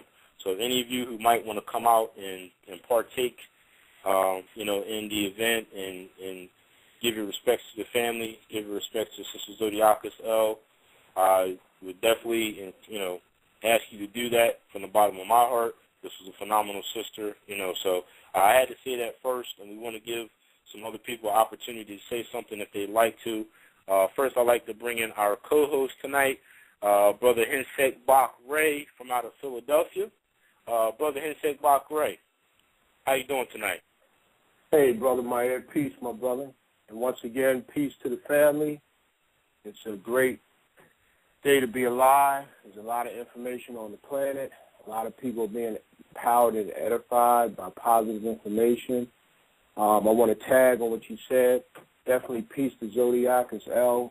You and I were actually setting up some lectures with her family. She was a very, very powerful, prolific sister. She had a lot of information. She took a lot of time to uplift and educate the people. She edified many other great leaders presently and past, nationally and internationally, and she will surely be missed. So just excited, brother, to be on the call with you tonight, and we have some great information for the family. And let me just say this, brother. I really want to say to all of our family, friends, co-workers, protagonists, antagonists, supporters, critics, we love and respect you all because we've all been misinformed as a people, and by sharing our perspectives and retrospectives, we can all build on each other because we all have different, we all have different information. We read different periodicals and different books and publications, and even more importantly, we all have been enriched by our elders and mentors with different perspectives on what goes on around this planet called Earth. So that's very powerful because part of what Brother Maya and I try to convey to you, we have a lot of different religious persuasions. We have people who are culturally aware, nutritionally aware, holistically aware, come together as a collective and build on the information that benefits you. Ultimately, it will benefit the children. Okay, we want to give a special peace to the family of Trayvon. We're doing all we can to educate brothers and sisters about how this legal system really works. Brother Maya and I, we posted, brother, the Emmett Till tragedy in the 50s, and we actually put a photo next to Trayvon so people can be aware that, unfortunately, certain people are raised to belittle other people fatally and mortally. And that's just how they're raised, family. So you need to understand different people have different strategies and agendas to coexist with you. And unfortunately, sometimes those strategies and agendas don't include you. And we're all grown. It's grown folk radio. Right, brother? That's what we said last week. And we're all here to share. We have people from several states logging on, coast to coast, and we're working on going Canadian and international. So we love and respect you all. We appreciate all the love that you constantly give us with all the support. So passing the mic back to you, brother. I appreciate that, brother. Hey, well, on that note, so we got a bunch of callers here. We want to thank everybody that's in the chat room. Okay, and I think we lost the call, though we're gonna get her back. Okay, but callers, we want you to understand we're on with Sister SOPHIA Stewart tonight. She is the author of the third eye, okay?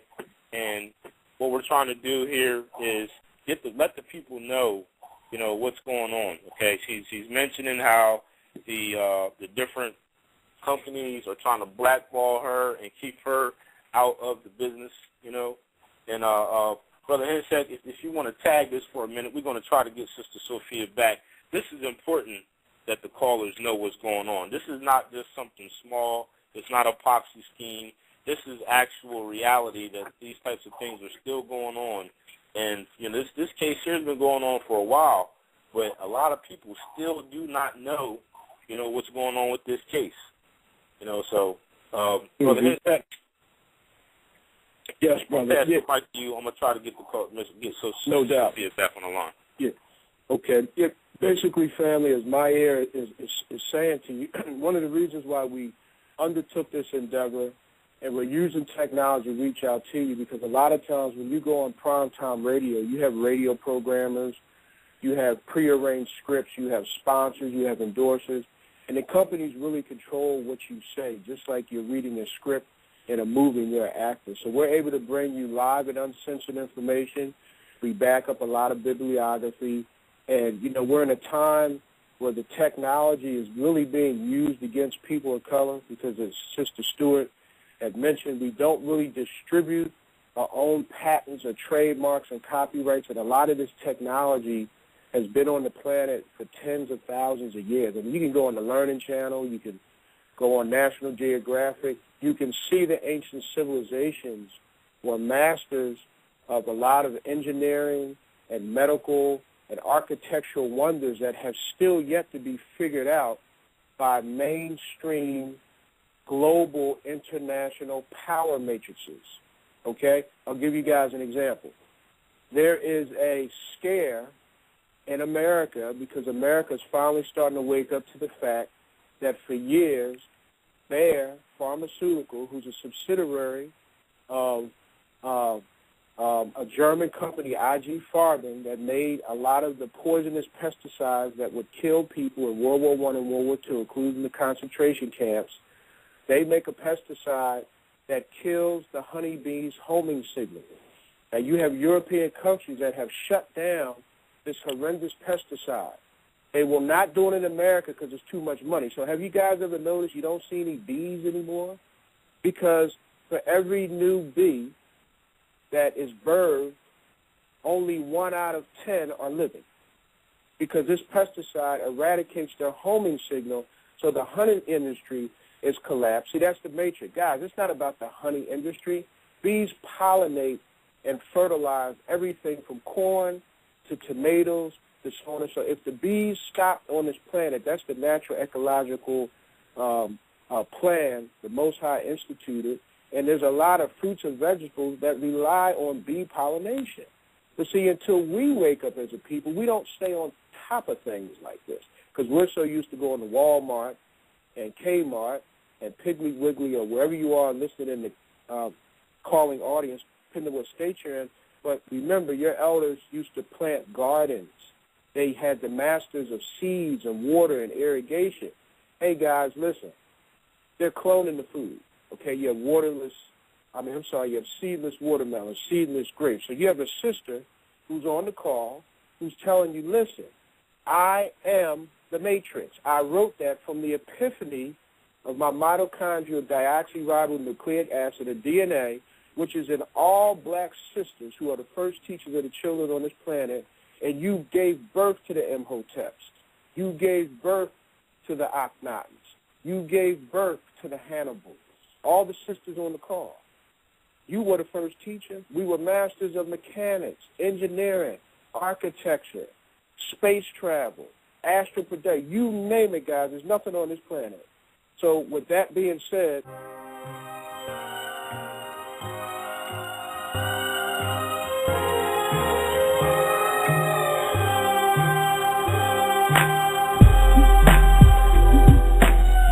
of Morocco, make them recognize the treaty. Aztec, Mayans, Washita, Lenape, Mexico to Tripoli, Marines sing it all key.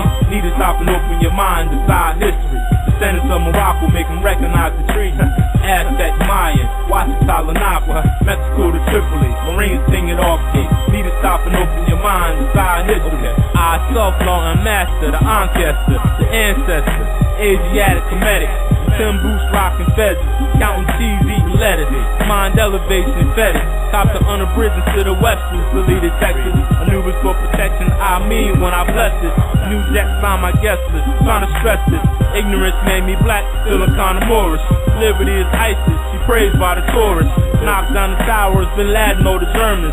Self-mastery, it don't matter what they serving. Alkalize for the mind, herbs for the bones in. Organs busted, transforming smoking. 90 degrees, 360 in my focus. Try to free your mind, but your eyes won't open. Trying to make some changes, Obama got my vote in. Need to stop a war, analyzing Blackwater. Bushes on the surface, Cheney and Halliburton. Drinking bottled water cause there's germs in the chlorine. B-17 is the cure, I'm still searching. Descendants of Morocco, make them recognize the treaty. Aztec, Mayan, Ouachita, Lenape, Mexico to Tripoli. Marines sing it off key. Need to stop and open your mind, decide history. Descendants of Morocco, make them recognize the treaty. Aztec, Mayan, Ouachita, Lenape, Mexico to Tripoli. Marines sing it off key. Need to stop and open your mind, decide history. Rhyming for a reason, son, chill for a season. Paper get low, yo, I go for what I know. Speak clearly in the microphone when I blow. Ghetto poem, try to comprehend a slow flow. Voting for a black man is not strange at all. First president was John Hanson, a Moore. Never saw coming destiny, said Obama. Mulatto was spitting 2012 around the corner. The age of Aquarius is not yet begun. Self-mastery, knowledge of self-God. All respect due, peace and noble you Ali. Master Farad, Todd, Sabir Bay. Told us we were minors, but the dictionary's vital. Caught us off fish, Pisces, Lucas in the Bible. Ancient antiquity, comedic words concealed. Scholars weren't Greeks, Moors on your dollar bills. Y'all need to read more instead of taking pills. Stop eating meat, son, stop eating ill.